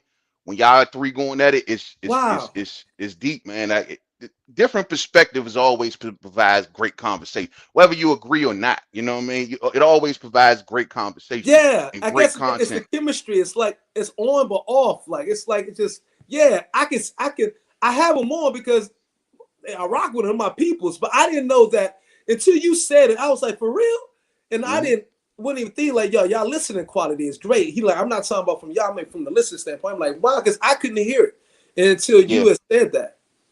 Yeah, and it's like y'all brought three different flavors, man. And it was like you were more of the like rowdy, like you take those moments and you take them and get rowdy with them and blow them up. Lisa was always way more. off, and She was Troy's way in the more middle, and chill. Lisa's way the more. Exactly. It's like chocolate, vanilla, strawberry, bro. Three different flavors. You know what I'm saying? Got Yeah. Neapolitan up in this jump. You know what I mean? And it works. It works. So that's why I say, man, y'all three, when y'all link up, it sounds good. It flows great. Y'all play off each other's energy, and it makes a major difference. Wow. Okay. Yeah. I didn't. I didn't. I wasn't. I never really put it together or looked at it that way until you said it, and then I started looking at it, thinking about it. I was like, I can see what he's talking about, for Yeah, sure. absolutely, 100%, man. So keep doing what y'all doing, man. Please, We y'all ain't done it in a continue to long link up. time.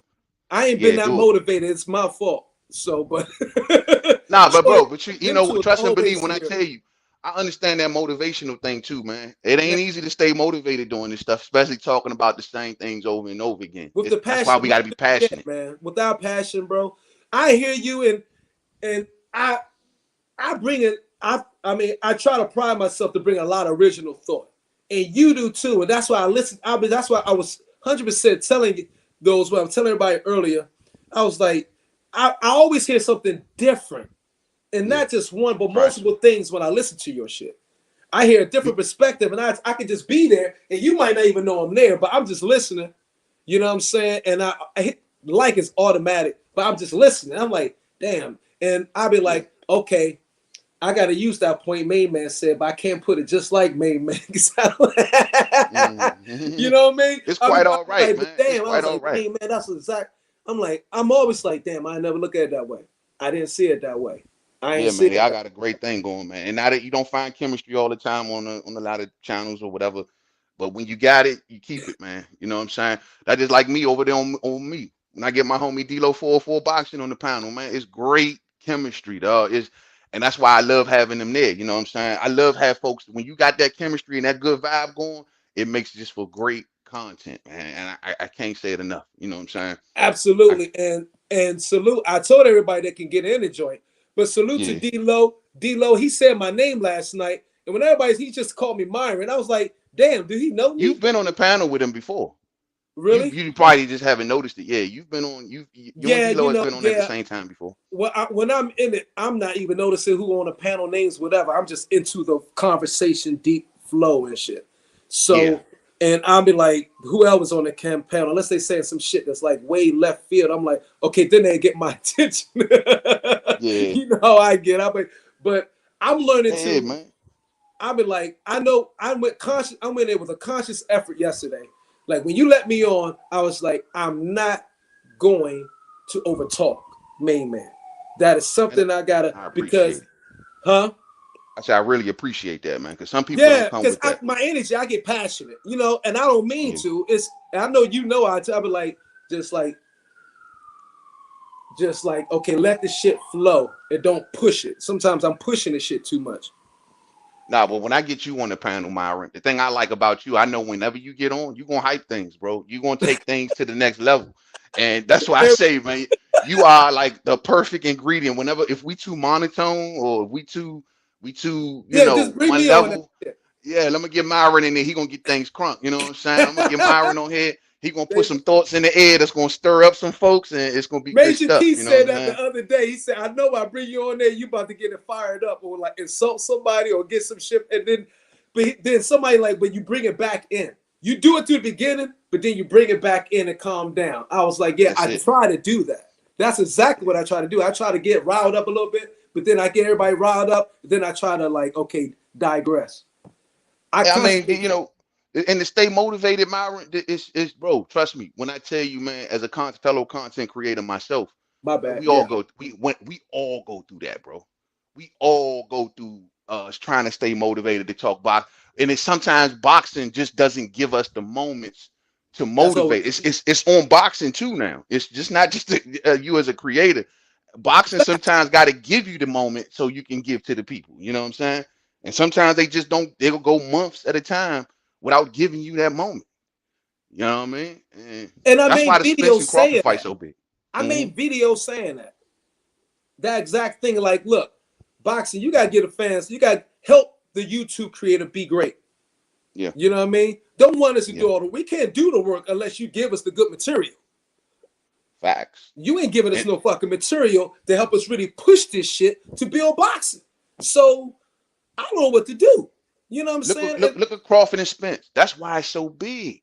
Bro, when they did that viral moment in the hallway, don't you not understand that boxing is to a certain degree still kind of living off that moment? Like that moment was so huge that it literally defined a fight for years.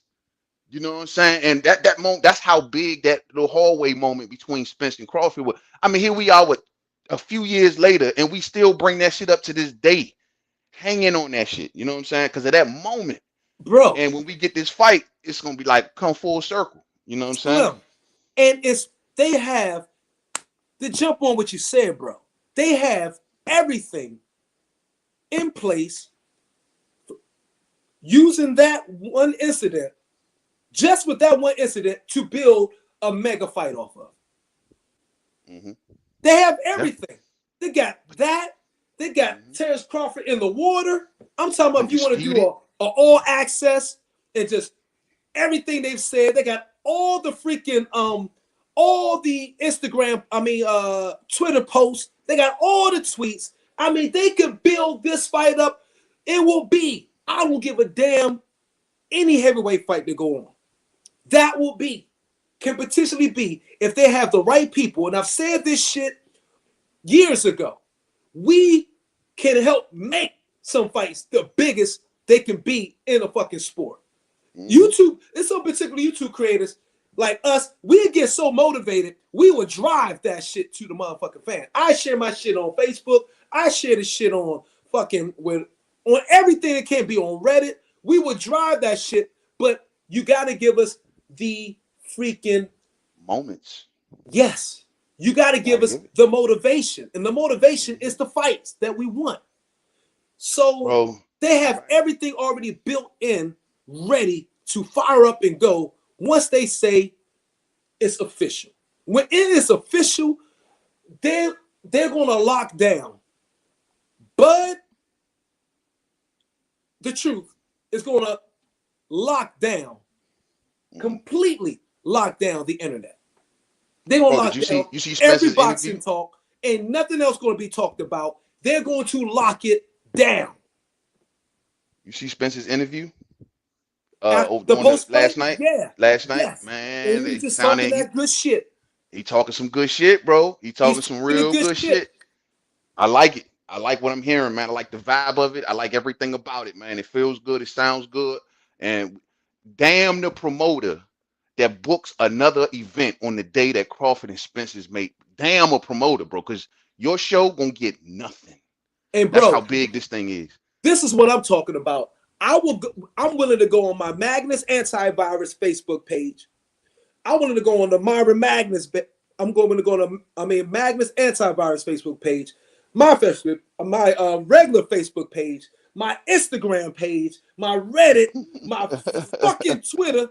And if they announce that fight, Joe, I'm going to be pushing pay-per-view on that shit like crazy, like I used to do in the past for Joshua and them. If you don't buy this pay-per-view, you some shit. I'm going to be like, you know what I mean? I'm going to be. You're not a boxing fan. You don't buy this shit, bro. I'm like, I don't give a fuck. You ain't a combat fan if you don't buy it. I'm going to UFC talking shit. I'm going to everybody. I'm going to be like, yo, finally.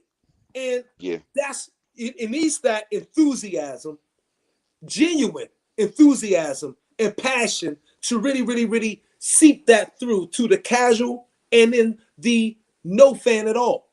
But like you said, like we've all said, boxing got to give us those moments and give us that time to really trust it enough to keep that consistent so it can build up over time.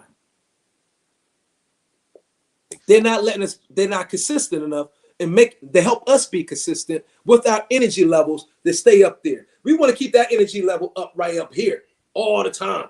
Motherfuckers want to go Super Saiyan motherfucking Ultra Instinct on this motherfucking YouTube shit. We can't do that shit if you ain't giving us a fight we need.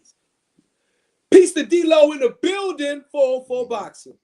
Salute, champ. Good, fella. Salute. I'm amping. I'm amping. D-Lo, salute. It was good. That was good. Hey, driving home some great points, man. I always say boxing has to get out its own way sometime. It's one of them things where I don't think boxing as a whole does a great job at properly gauging the tenor or the temperature of its fan base. You know, if the people in boxing who make the decision, the movers and shakers, the suits, as main man likes to call them, if they just pay attention to what's going on, pay attention to what's being talked about, pay attention to what people are posting about, they will always get it right. If they want to put on an event that's going to sell, that's going to do numbers, because people already tell them in advance what they want. They just don't do the best job listening. You know, when you got two fighters like you just mentioned about Errol Spence Jr. and Terrence Crawford, meaning that fight, I want to say it was in Oklahoma, and how everything just took off from that. That was the, you know what I'm saying, like the lightning rod that was needed to kind of give them the inclination as to how big this fight was to the boxing fans. Now, granted, they know that people like us are the minority. You know, the diehards. We're in the minority, and I know that they placate to the casuals because they far outnumber us in droves. But at the end of the day, the casuals also look to us to tell them what's big in boxing. You know, when we go around talking about these fighters and talking about these events that are going on, they pay attention and they start looking into it. And if there's enough of us talking about something consistently and continually, they'll catch on and they'll get interested in it and they'll want to see it as well. They'll start to get more interest in fights like Terrence Crawford versus Errol Spence Jr. than they are about a Jake Paul fight or Canelo fighting somebody that's already a handpicked opponent that's supposed to lose and things like that. They'll start to realize that, you know, that there are good competitive fights in boxing that don't come around but every so often, that you need to take heed to and really give your attention to and really, you know, be ready to and put your money down for, because you might not get a fight like that again for a very long time. Absolutely, because we saw what happened with Wilder and Joshua, and they lost what they lost. Yeah, exactly, man. That's a fight that, you know what I'm saying, for all intents and purposes, could have changed boxing for the. That could have catapulted quite a bit. We saw what they lost with Earl and Keith Thurman. They better learn from their fucking mistakes. But I got to tell y'all this. I got to tell y'all this, though. The fall from this one would be 3 times as hard. Oh, my God. Because not only is it perceived to be the biggest fight in boxing, but we talking about for undisputed. If this fight don't happen, my bad, main man. Mm-hmm. If this fight don't happen, I'm shutting my channel down. Because I've asserted myself and said this fight definitely has to happen. There's no fucking reason why it cannot happen. It would be the biggest fight in boxing, the biggest fight for both legacies. I'm done. If this fight really don't happen, where you go, D-Lo? If this fight don't happen, I'm like, yo, don't expect me to make no videos. This channel gonna be getting shut down. It will be here, but oh my God, you thought my shit went down. I ain't even making a short no more. Fuck that. D-Lo just said it perfect. You know what I mean? You don't get fights like this every day. When we talking about 2 top 5 pound for pound fighters for undisputed, more than likely the winner could be arguably become number 1 pound for pound. It's lineal title. We haven't seen a lineal champion since Floyd Mayweather at 147. You know what I mean? All of these things on the line in one night, one fight. Both men guaranteed walking into the Hall of Fame without a doubt. Either man that wins. You know what I'm saying? It's just so much involved in one fight. And I can't come up with the last time. Even Manny Pacquiao and Floyd Mayweather, as big as that fight was, it still didn't have as many implications on the line as we got in this fight. Facts. In that fight, we just had 2 very, very popular fighters who were just a bit past it and decided to get in, and they had real big fan bases. This one got everything that a boxing fan wants and needs out of a fight. Everything. 2 prime fighters for all of the marbles. It don't get no bigger and better than that. And that's why I think boxing is obligated to a point to make this happen. It's 100% obligated. Like the point 300%. It's 100% obligated. Just like the point I made earlier, Boxing's not even on the front page of ESPN's sports list. That should tell you something. Mm-hmm. Yep. It's obligated Absolutely. to help itself produce and be better. Not just us. So, yeah, you 100% fucking right. It's obligated. We paid for Chris Arreola versus Andy Ruiz. We paid for Charles Martin versus Luis Ortiz on pay-per-view. You know what I'm saying? We sat through a lot of fights that we did not ask for, but boxers say, hey, pay for this. You know what I'm saying? So at the very end of the day, for a fight that content creators on YouTube have been pushing for years, the very least you can do to give back all that free publicity, all that free promotion. You know what I'm saying? I go back 4 or 5 years ago, nobody was calling Terrence Crawford #1 pound for pound. No one was respecting his accomplishment. It took the fans here on YouTube to continuously build him up. Same with Earl Spence. He got Texas behind him, continuously building him up. So everyone that had a hand or involved in really pushing these fighters out there, they deserve to get the prize in the end. You know what I mean? And that's how I look at it. You know what I mean? At the very least, that's how you pay back the boxing fans. Hey, I think it's gonna happen. Peace to Ron Finkley's in the building. Hey, what's good? How you doing today? Boxing Logics United. Yeah, man, I don't know what's going on. Who said who blocked you? Nobody who blocked you. I don't know, man. I don't know, man. I think the pendulum is swinging or something. I think people starting to hate me, bro. Nah. Last night was an epic night of boxing, bro. Yes, I it don't was. get it, yo. Give it its shops. Give it the props, baby. Go ahead, do your thing. It was beautiful to watch, man. I was watching all of the fights that Castano and Jermell Charlo had up until this point. And I was just comparing like how they fight and like what the other person could do to offset the other person, because of course I'm a Jermell Charlo fan. But man, I tell you, I felt like he was gonna do exactly what I was watching from both of their previous fights. Rosario was an epic fight for Jermell as far as like how he was inside fighting that time. I just felt like if Jermell could just change his trajectory on this shorter guy and and keep his distance and stay off the ropes, he could win this fight easily, man. And he put on a masterclass and he did exactly that, man. That body work in the middle rounds was epic. That was very important. Epic. He jabbed him a few times. It was beautiful. But I got blocked, y'all. I've been blocked, y'all. I got blocked twice today. I'm sitting in the chat talking and shit. Yeah. Hold on, you was blocked twice? I went here and I was talking in your chat mad early. I was just talking mad crap. Who did you post? I didn't even see that one. I didn't see your name in the chat at all. Exactly, because when I went to refresh it, the live chat, dog, my name wasn't nowhere in there. I was like, wow, what's going on? I couldn't understand it. And then I went to Bushido's chat. This other dude who I thought was cool. I know you cool, Marvin, but I just didn't understand why I was blocked. Then I went to his chat. I guess they blocking me. People shadow banning me, bro. I think people shadow banning me. I don't see why is that. I don't know. Only thing I blocked was some shit that came up. Somebody saying about some spam joint that came up. It was a block of 4 of them talking about penis size. I'm like, what the hell? I mean, it was only me and Main Man on the joint at the same time. I'm like, what the hell? That's the only thing I. Yeah, I think I saw that when I just came back in the chat. I saw that. Oh, you did? Yeah, I saw it. Yeah, that's the only thing I touched. But Major Key saying the same thing about my lives. I gotta go, I guess, into the YouTube studio and try to find it. I gotta find out what I need. Yo, dog, I would never unsubscribe from you because I like you as far as like how you just you raw, you uncut, you got your own points of view, and I always like to listen to people who have different points of view.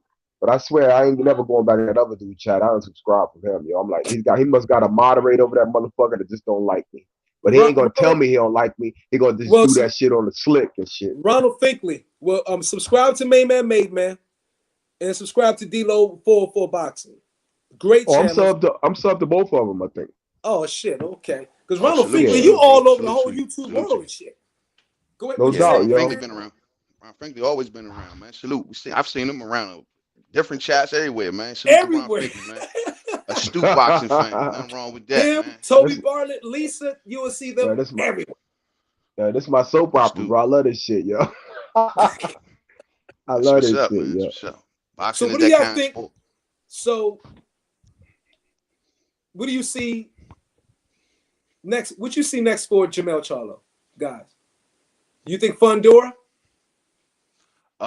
Yeah, I think that makes the most sense. He got many roads he can take technically, and they all politically available to him. So he can take that Fundora route. But I think honestly the first thing may be the zoo situation because the zoo situation comes before Fundora. So they may try to put him in there with zoo. It all depends on what they want to do with that Australian market. Oh, But zoo I is think yeah, a mandatory. yeah, through the WBO. And according WBO. to Zoo, he claims that he's been waiting 2 years for his mandatory. So, you know what I'm saying? I think that he Yeah. gonna push the buttons to try to get his fight. He was at the event last night. If that falls through, then they can go towards Fundora, which is easy fight to make politically, you know what I'm saying? He rocked with PBC. And then if he don't want to do that, if boxing want to get real slick about it, they can make Fundora face Tim Zoo. The winner gets Charlo, while Charlo go deal with Tony Harrison for a third fight. That's a possibility too. And that's what I was thinking. And to jump on it that way just hit my head. You said Fundor, Kasasu, elimination. You know what hit my head with up there with your boy, Bruce Ennis? Should we see him against the freaking, Stanionis? Yeah, I think that's a cool spot. I like either Stanionis or Keith. I like that. I like him versus Stanionis though, and get involved in that WBA situation. But if Boots is smart, and that's just me talking from a boxing fan standpoint. But if I'm on Boots' team, I don't move. I don't do nothing. I stay right there in the IBF, and knowing that shot is long overdue because there's no more mandatory at 147. It's overdue longer than the IBF right now, and that means he got next. So if I'm Boots, I do nothing to mess that ranking up. You know what I'm saying? But at the same time, shit, if they throw him that WBA opportunity, it's a good fight. Why would the WB hold up? Why can't he be ranked in both at the same time? He can. He can. He's rated better amongst the WBO and amongst the IBF because Correct. the WBO he got one name in front of him and that's Virgil Ortiz. He's number 2. So Virgil is out right now. So if Terrence Crawford's mandatory comes due, guess who's going to probably get the first call? Boots. Same way with Earl Spence. Right. I think it's better not to put all your eggs in one basket, as we all say. I would get a wonderful fight versus Stanionis. It would be a good quality win, and it would just really, he'd be, just checking boxes and getting cats out of there. And he might potentially be a freaking opponent in the future anyway. So why not knock him out right now? Big facts. And on top of that, take his position. You know what I'm saying? That's what I'm saying. The whole 9. Just another lane that he clogged. It'll be another lane that Boots is clogging up because now he up next in IBF, WBO, and you can throw the WBA in there as well. He around the board, he's in position. And knocked out 2 birds with 1 stone. It would be a hell of a joint. And Stanionis barely got out that last fight. And that was a hell of a fight. Who was that dude he just fought again? Tayev. Yeah. That dude, they're deep. Yeah. I believe Ennis will wipe Stanionis out though. I think he beats Stanionis. Who? Ennis will wipe him out. He'll beat Stanionis. I'm not. He will, but that boy Stanionis is fucking tough as hell though. Because he was getting hit with some heavy punches from the other dude, and he was taking them and still coming. One thing I know, that guy Stanionis is going to put pressure on Boots. He's going to make Boots have to fight. I think Boots will beat him, but I don't think he rolls over him like he's done everybody in the past. Hey, Myra. Yes, sir. To be honest, I felt like Boots' performance yesterday wasn't really a step up. Because, no, it wasn't. It wasn't because I was looking at his fights too, Clayton's fights when he fought Lipinets and certain other fighters. The dude, like when he be on his defensive, he got like his hands up, but he's not even looking, bro. It's like he's blind to what's going on, and I just feel like he's gonna get pick him apart. Yeah, dude is trash, bro. He needs somebody like a Stanionis, like y'all said. He needs somebody like that, like a hard-nosed, straightforward bully, but also technical boxer. Because Stanios is a beast. I like Stanios a lot. And a tough one of those tough Eastern Europeans. Those Russians, those Slavs, those Eastern Europeans, they're mentally tough. So I think he will not fold over, and that would be a good test for him, and for he really step up. That is a No doubt. good step before he go, okay, fuck with the big dogs. Because you got to do go in gradients and in levels. So For that's what I sure. see. You remember Yeah, the Brand? You remember the Brandon Adams fight versus the big Russian dude, the 18 and 18, no 18 knockout guy he fought, where the guy who had the small ring and he was fucking beating the shit out of Brandon Adams like for fucking 9 rounds, bro. And then Brandon Adams got lucky because the ring was small. He figured it out. He hit that nigga with like a short inside fucking punch, and then he hit him with a sweeping left inside and knocked him out, bro. Them Russians ain't no joke, but Brandon Adams cracked the code, so he's still on a high level when it comes to boxing to me at that division. I ain't seen that fight. Yeah, you You gotta know see about that that, one. man? Know about it? Yeah. He okay fighter. You know what I'm saying? You know, I gotta just I can see a hear little what bit he more. got. I can see. Yeah, he's okay fighter. You can see a little more from him, man. You know what I mean? But he okay fighter. D-Lo, what's Which I up, brother? yeah. I was gonna say, man. You know, with the boot standing on this situation, in you know, it's one of them things where for the fans, it makes all the sense in the world that it will be a great fight to put together. That You will know what I'm make. saying? That's what I'm saying. Two up and coming guys, that's just a tier below the top guys to see where they stack up. You know, one of them's gonna, let the cream rise to the top. But the thing about it is, with the political aspect of it, and from a managers and business aspect, their handlers are probably looking at it like Boots, like Main Man said, Boots doesn't have to do anything except for stay active. He's already in a spot where he's guaranteed a title shot as long as he keeps winning. And even if he doesn't fight again, he's probably gonna get the call as soon as everything's settled between Crawford and Spence, because their IBF is like 2 years due. All right, but then on the other side, you got Stanionis, who was supposed to get a title shot versus Ugas. So he's kind of stepped aside and is stepping aside again. Right. So even the fact, like I'll tip my hat off to him for fighting Butayev. That was a tough fight. That was a fight that he could have skirted away from and said, That was "No, awesome. I got a That title fight was shot." awesome, bro. Right. So, but that's a man who already know he has a title shot in the bag, but he still was willing to fight a guy who beat him 2 times in the amateurs and who actually has looked more impressive than him as a pro. Because Butayev was, when you look at what he did against Jamal James, that was a more impressive win than anything that Stanionis had done to date. And you know what I'm saying? Because even Stanionis versus Delorme was a lot closer fight than people expected it to be. So for him to Yep. take on the Butayev fight, that says a lot about his character and his belief in himself. And he did that knowing that he still, was risking a guaranteed title shot that he has in his back pocket. So I don't think that his handlers are gonna do that again and say, well, let's fight the IBF mandatory and Boots Ennis and risk losing our shot at a title, and vice versa. Boots, Cameron Duncan, the way I just listen to what Cameron Duncan says when he talks about Boots, as much as he believes in him, he's moving him strategically and he's moving him cautiously and being smart about it. Even though he says that he thinks he beats everybody in the division right now, he's not going to do bad business with him. So I don't expect Boots side to do that either. And it kind of the same thing goes for Zoo and Fundora. There was talk about Fundora and Tony Harrison fighting as a WBC final eliminator or something, but I guess that's kind of done subsided. So it could be that Fundora's already in the position where he could get the shot. But like Main Man said, that WBO mandatory definitely is coming first, because from everything I can remember, it actually almost prevented the rematch from happening. And because Tim Tszyu was like, hey, I done already stepped aside and let Undisputed happen, and it's not my fault they had a draw. Let me get my shot.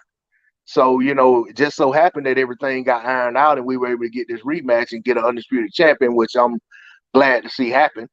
But I think Tim Tszyu is definitely going to be the one to get his shot, and I don't see where his handlers or Fundora's handlers are going to say, well, let's put them in the ring together and let one of them knock the other one off. I think those guys are closer in line than Tony Harrison, just off of their previous performances, recent performances rather. So I'm not. I would love to see Harrison and Charlo 3. I would love to see Harrison versus Fundora, but I think the way things are going to line out, we could get Harrison versus Fundora, but we definitely, or I would say we're more likely to see Tim Zoo challenge Jamel Charlo next, more so than anybody. Got you. Do you think that you think Charlo will fly to Australia for that fight if they offer big money and the PBC would make that happen? I think he would. I think he would, and I think he should if it's where the most money is. Because, I mean, where else is it gonna be? You know what I'm saying? I mean, you just don't. I think they would be kind of gambling if they figure, okay, he just became undisputed. Now all of a sudden his marketability is going to change a whole lot because, Charlo, as much as a lightning rod those guys are, they aren't they don't really bring in the biggest of crowds everywhere they go. I mean, they do well in their state, but you know what I'm saying? I mean, last night looked like the arena was pretty full, but it also was very dark in the stands, so I don't know. But I mean, that's a very raucous arena. That place, it's for some reason you throw two fighters in there, it's gonna be a good fight. So you know what I'm saying. I don't know. I know that looking at what happened with Jeff Horn and looking at what happened with what's the guy the guy Devin Haney's fighting. Looking at Camposis, looking at what happened with them. And then, of course, with everything opening, having opened up a lot more since the pandemic's kind of subsided some, you would think that there's a good possibility that Australia might put up the kind of money that can't be matched, because from my understanding, the government actually kicks in some money as well to help get these events over there. So if that happens, I don't see anything in the U.S. that's gonna parallel that or trump that to say, oh no, it has to happen over here. Now Jamel could be in a position where he could force it and say, no, this is where we want to fight at. But we also got to understand that this is a mandatory situation. So the challenger could always refuse every offer and force a purse bid. And if a purse bid comes and the whoever's putting it on in the Australian market comes with the biggest purse, then that's where the fight's gonna happen unless Charlo just drops the belt. Absolutely. And I think it would be good for Charlo's global appeal and their brand. I see, I mean, it's a good thing. Remember Marvin Hagler, even after he won championship, he went to the UK to fight old boy in the UK to build his overall global appeal and brand. I think Charlo should do that. I don't think they should put all their eggs in one basket and just rely strictly on the United States, because boxing is a global, worldwide sport with no freaking season. It's season 24/7. Go over there to Australia, bust that ass in front of the Australia fans, and now you got Australian fans on you. I mean, best way to do it. Muhammad Ali fought everywhere. I'm gonna be real. Like, this is just my point of view on it. I don't like it personally. He better go knock him out, though. He better knock him out. Charlo got too much at stake. He got too much at stake, man. He got all of these belts, all of the momentum that he built. There's nothing that Australia would love more than to have Tim Zoo to have that. He will be portrayed as the biggest thing on the planet if he gets his hands on those belts and he gets Charlo's scalp. You know what I'm saying? That's why Charlo need to knock him out. Right, he will have to not leave it to the judges. I think the chances for corruption are higher. It is a risk. You know what I'm saying? It is a very big risk. Charlo is a man who technically doesn't really have to chase money like that, because he got a good life. He's made good money over the years. You know what I'm saying?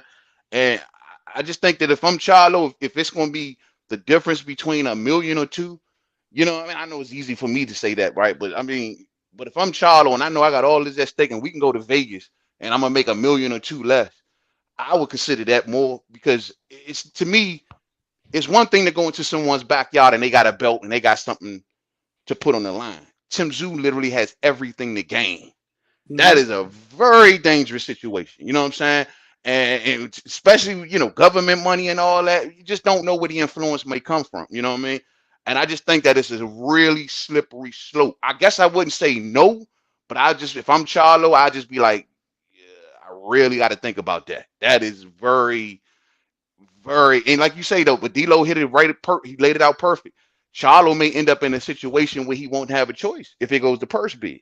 It goes to purse bid. Charlo gonna get majority of that purse, but that fight going to Australia, and it's like then at that point you have no choice. Either that'll vacate a belt, and that's not gonna be a good look. No, So not at all. it's I just a suggest he slippery just go over slope. there and bang his ass out. See, I'm a little Yeah, different. Like, and the fighter Toby brought is not. It wasn't Alan Minter. It was I think it was Bobby or Bob something. It was another Walt. It was another middleweight he fought after he beat Minter. He went over there and fought him and beat him in like probably I think the 8th or 9th round. It was a hell of a fight though. I put it in my documentary for Hagler. I forgot his name at the moment though. But I'm a little different, Myra. I feel like Jermell Charlo has gave us 2-3 years of good consistent boxing. He's fought a lot of the relevant the fighters that lost to certain fighters, but then once we realized that they was better, Jermell Charlo took that challenge on Tony Harrison, then Rosario, and then meaning stemming off a J Rock situation of him being the champion. And then it's like then he fight this guy Castano twice in tough fights, a guy who beat Textera, inside fighting the way he did. I feel like he has options. I would like for him to sit out for like at least the 2022, weigh his options. I want him to fight GGG, and I think GGG will take that fight. I really do. Who? And that's the Jermell Charlo versus GGG. I think that's the fight that kind of makes him more legendary because GGG got at 2 belts. 154? No, at 160. Oh, you talking about Like, Jamal? No, Jermell. I've been You wanting want Jermell Jamel to to go up fight to 160? GGG. Yeah, I want him to fight him. That's what I want him to fight. That's not happening. I would like for that to happen because I feel like he's the Yeah, real yeah. lion. I feel you. You wishful thinking though. This ain't no Dominique Wade. This ain't no fucking that other dude Willie Monroe shit. This is fucking Jermell Charlo, bro. You ride on Jamel Wade. I feel you, but Jamel Triple G ain't I've been fighting on his nobody but wave. Canelo. Triple G don't even want to fight nobody but Canelo. The fight Yeah. against Murata was just a holdover for Canelo. And then he probably gonna retire, dude. Triple G is not fighting. GGG I was think Triple protected G as soon loses as he both went to Charlo. Dazin. He was protected as soon as he went to Dazin, but I think he'll come out his comfort shell to think that he could beat somebody that's got like accolades like somebody like a Jamel. Triple G was always protected, man. HBO protected Triple G. You know what I'm saying? I mean, it was a lot of selectivity, a lot of smoke and mirrors. Triple G fought a lot of junior middleweights. People don't realize that. You know what I'm saying? And he a lot of his so-called title reign was when he was the junior champion. You know what I'm saying? Felix Stern was the real WBA champion. So even if you go back and look at all of these so-called title defenses, a lot of them were of the regular championship, while Felix Stern had the real championship. So you know what I'm saying? There's a lot behind Triple G that when you really start to carve back the layers, you realize that the guy, really was never what he was built to be. And you know what I'm saying? And he also benefited from another guy having a career-ending injury while they were getting ready to fight each other. And that was P-Rod. So we never got to see who was the best between the two of those guys. P-Rod definitely was ahead of him in the pro ranks because he had the knockout win over Daniel Jacobs years and years before Triple G ever got Daniel Jacobs. So so there's a lot of stuff behind Triple G that really kind of makes you scratch your head. But at the same time, I like him as a fighter. I like his personality.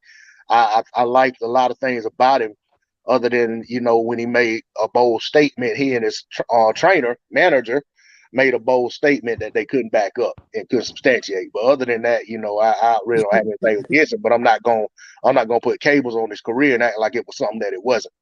But as far as the fight you're suggesting, I don't think that's really and I hate to use this term because I definitely am against it when people say that, and I'm definitely against the fact that that's the way boxing is, but I don't think that's a makeable fight.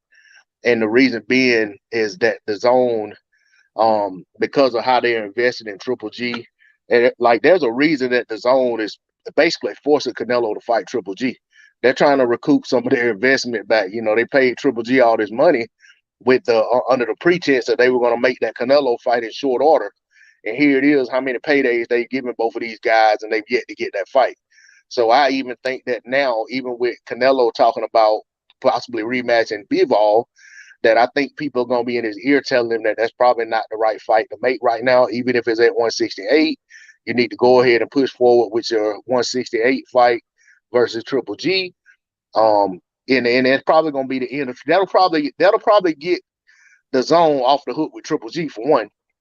If Canelo beats him and gets him out of there, Triple G goes away. The zone don't have to continue to pay Triple G.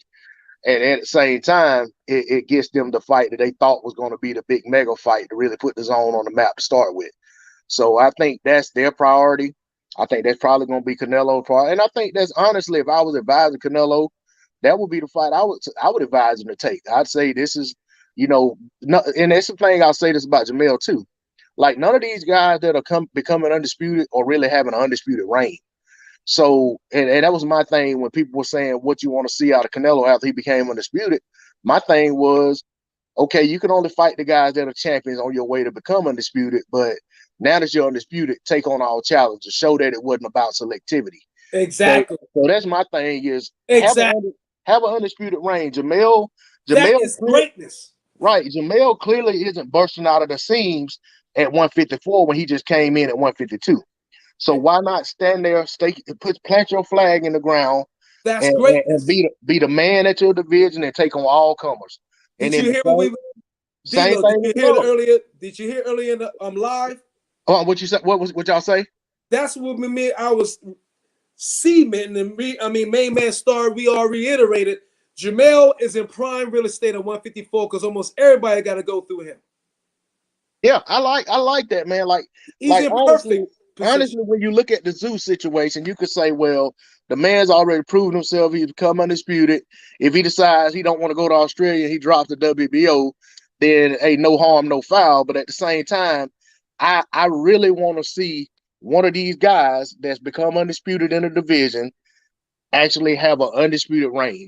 I think that's the real Hall of Fame. Yeah, that's the real Hall of Fame shit. When you become the man in the division that nobody can say, like Marvin Hagler.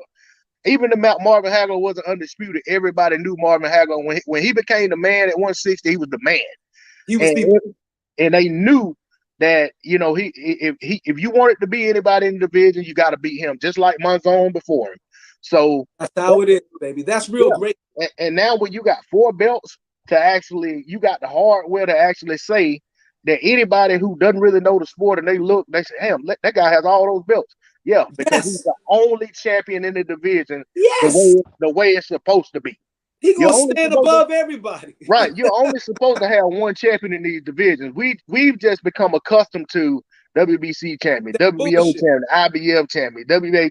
But in reality, a kingdom can only have one king. And that's the way it should be in sports as well. He's perfect. And look, Mr. Flash said Jamal at 160, let him unify with Triple G. Jamal not going to rob his twin of that big money fight. And then after that, he says Jamel should stay at 154 and defend mandatories, in my opinion. Yes, he should just throw his flag down, hold down the fort, said, there ain't nothing unless you come through me. And if you go around me, then, you're all avoiding me. He got he can work any way he wants. Don't get me wrong. I feel like he does have everything in his favor right now. He can take off the rest of this year. And like you said, he can fight Tim Tszyu. And he could just kind of just reign. He could just reign. I wouldn't take off the rest of the year. No, he already. He had a long layoff, but him and Castano been out for a while. Man, that fight was quite a while ago, man. 9 months ago. Need to get active. You know what I'm saying? Well, you know what? It was 9 months. I be in these boxing streets every day. Sometimes it seemed like yesterday. I forgot. You're right. It's been a minute. 9 months ago, bro. No, he needs to have another fight this year, I think. Go ahead, man. My bad. I gotta go. Only got 4%, bro. I just wanted to let you know, man. Thanks, I appreciate y'all. All right, peace. Hey, peace, Ron. Appreciate you, champ. All right, bro. I see y'all. Thank you, brother. The thing about I'm with y'all 100%, man. I would love to see a reigning undisputed champion, somebody taking on all comers, because ain't no fighter gonna be more hungrier in there than when you put him in there with a guy that got all of the belts. The only thing is that boxing to a certain degree kind of work against that, and I don't like it because any fighter that get all of the belts, what's the first thing that they start complaining about? Well, I don't want to pay all of these damn sanction fees. You know what I'm saying? So it's like one of them things you gotta pay the cost to be the boss. Pay the cost to be the boss, but you got At that point, if a fighter becomes undisputed, then boxing got to get that fighter big paydays from then on out to motivate that fighter to want to hold those belts. Yeah, Because like you and take a Canelo, he he's getting paying out more too, 55, man. yeah, he getting 40, 50, $55 million a fight. So a sanctioning fee to Canelo is like whatever, you know what I'm saying? But to a Charlo who's maybe making a few million a fight and he getting a certain percentage taken out by 4 sanctioning bodies, it's like shit. Yeah, y'all gonna make me? I want to reign, but y'all too deep in my pockets. You That's know what I'm why saying? maybe he should. That's why he perhaps should sign a good deal, take that Australia money, and But keep that's why, and building. that also in a lot of cases, that's why these sanctioning bodies are not always in favor of undisputed because they feel like oh, it's shortening my money. You know what I'm saying? Now this sanctioning body got to split the money with 2 or 3 other sanctioning bodies. You feel Well, what I'm saying? So well, the one other thing about it is when you got one guy having the belts, how many times is that one guy gonna fight a year? Probably 2 at max. So when you got that big situation versus having you got a belt, you know what I'm saying, that's up for grabs, you know what I'm saying, with another, one guy got it or 2 guys are fighting for it, and then guy loses, somebody else fighting, and this, that, and the other. Plus, you're the only sanctioning body that's getting a cut out of that fight purse. So, you know what I'm saying, it's definitely advantageous to the sanctioning bodies to not, you know what I'm saying, have all the titles in the hands of one guy. So you're absolutely right about it. I know Andre Ward did say that those sanctioning fees are negotiable. You know what I'm saying? Like, because basically you do hold a leverage that you can tell them that, hey, I'll just drop your belt. You know, if you think about how Floyd would do when he fights certain guys and he didn't want to pay the sanctioning fee for their belt, and he was like, I don't even want that belt. You know what I'm saying? So he just didn't even pay the sanctioning fee. So it's definitely opportunity to negotiate it down. I saw a graphic yesterday that said that, Charlo, even though he had 3 belts, that his sanctioning fees for all 3 belts was a combined 11% of his purse. And then it said that Castano was paying damn. 12. Castano was paying 12%. And I didn't really understand how that was, being Castano only had 1 belt, but I guess he was paying a sanction. Well, he had to pay for his belt and he was paying for the chance to win the other belt. So he was paying 12% of his purse and Jamel was paying 11%. That's a lot of money. Don't know if it's tax deductible.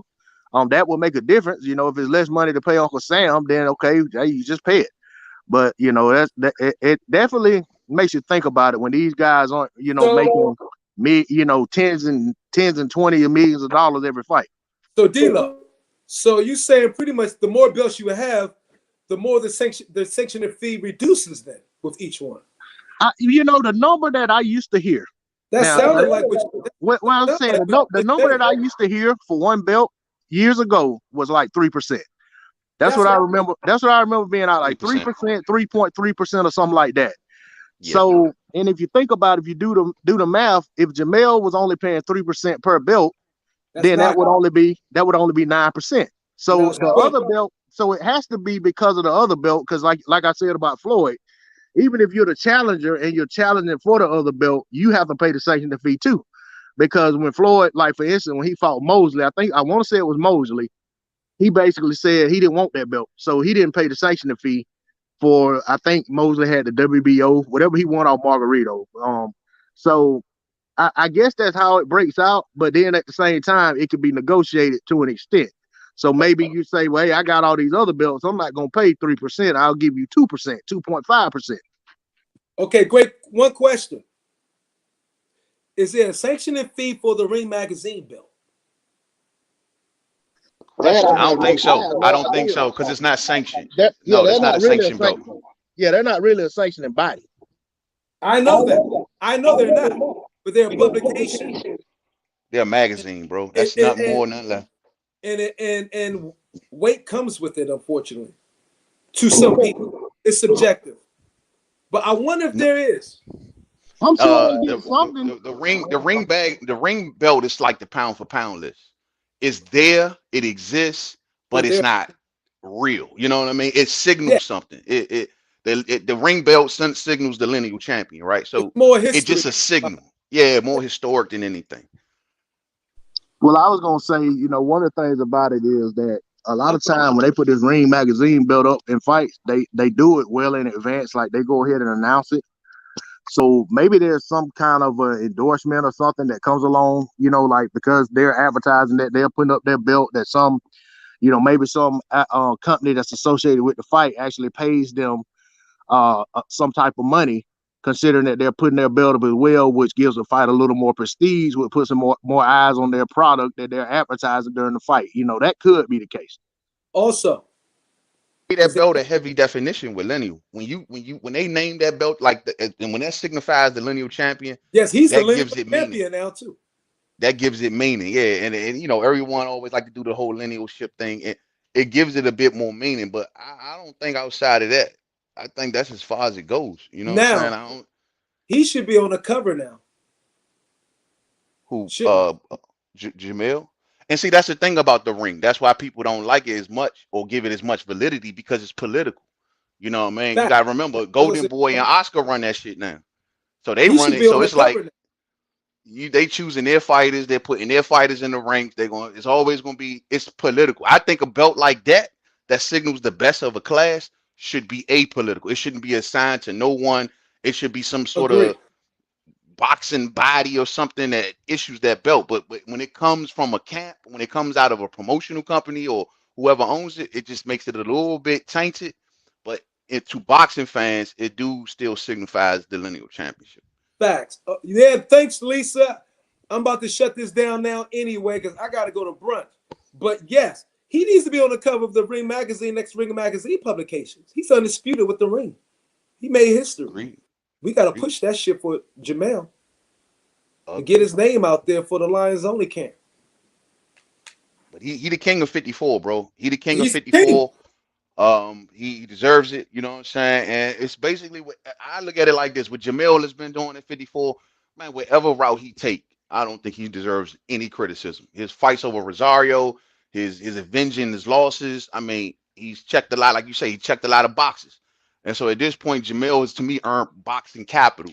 To whichever route that he chooses to go, everybody should just back off and give him his space, give him his time to think. He's busy, like he's telling everybody. You know what I mean? And he earned the right to say that. I'm busy. I second that. Hey, bros. Well, thank you guys for coming on. D-Lo 404 Box. Y'all represent yourself. Tell everybody who you are.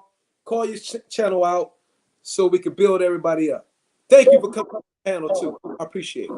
Oh, yeah, man. Thanks for having me. I'm glad I just so happened to hop on YouTube at the right time and catch you live. Wish I had caught the beginning. I'll probably go back and catch it as I'm doing some work outside today. Listen to the rest of it. But yeah, y'all. A bunch of glorious ranting, happy about the fight, and breaking down the post-fight press conference and shit. Having fun. Yeah, I want to say thank you for having me, Myron, man. I really appreciate it.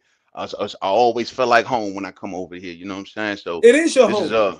Absolutely, bro. And I love being here. Salute to everybody in the chat. You know what I'm saying? Salute to my homie D-Lo 404 Boxing. Salute to Myron Magnus. I want to say thank you for the time, bro. Y'all know where to catch me at over at Main Man Made Man's Boxing. # boxing aficionado. You know what I'm saying? Come holler at me. And thanks, bro. Throw links to your channel inside the chat in the whatever. Yes, sir. Yes, sir. Well, thanks for having me, brother. And you have a good day, man. See y'all later, man. Talk to y'all later for sure. Hey, this peace, week. Man. Peace. Thanks, sir. Y'all, thank you for joining me on this podcast, live stream. The longest I've had was just talking straight boxing a long time without no blow-by-blow being involved or whatever. This is Myron Magnus. Peace and pugilism. See you next time. Glory to boxing.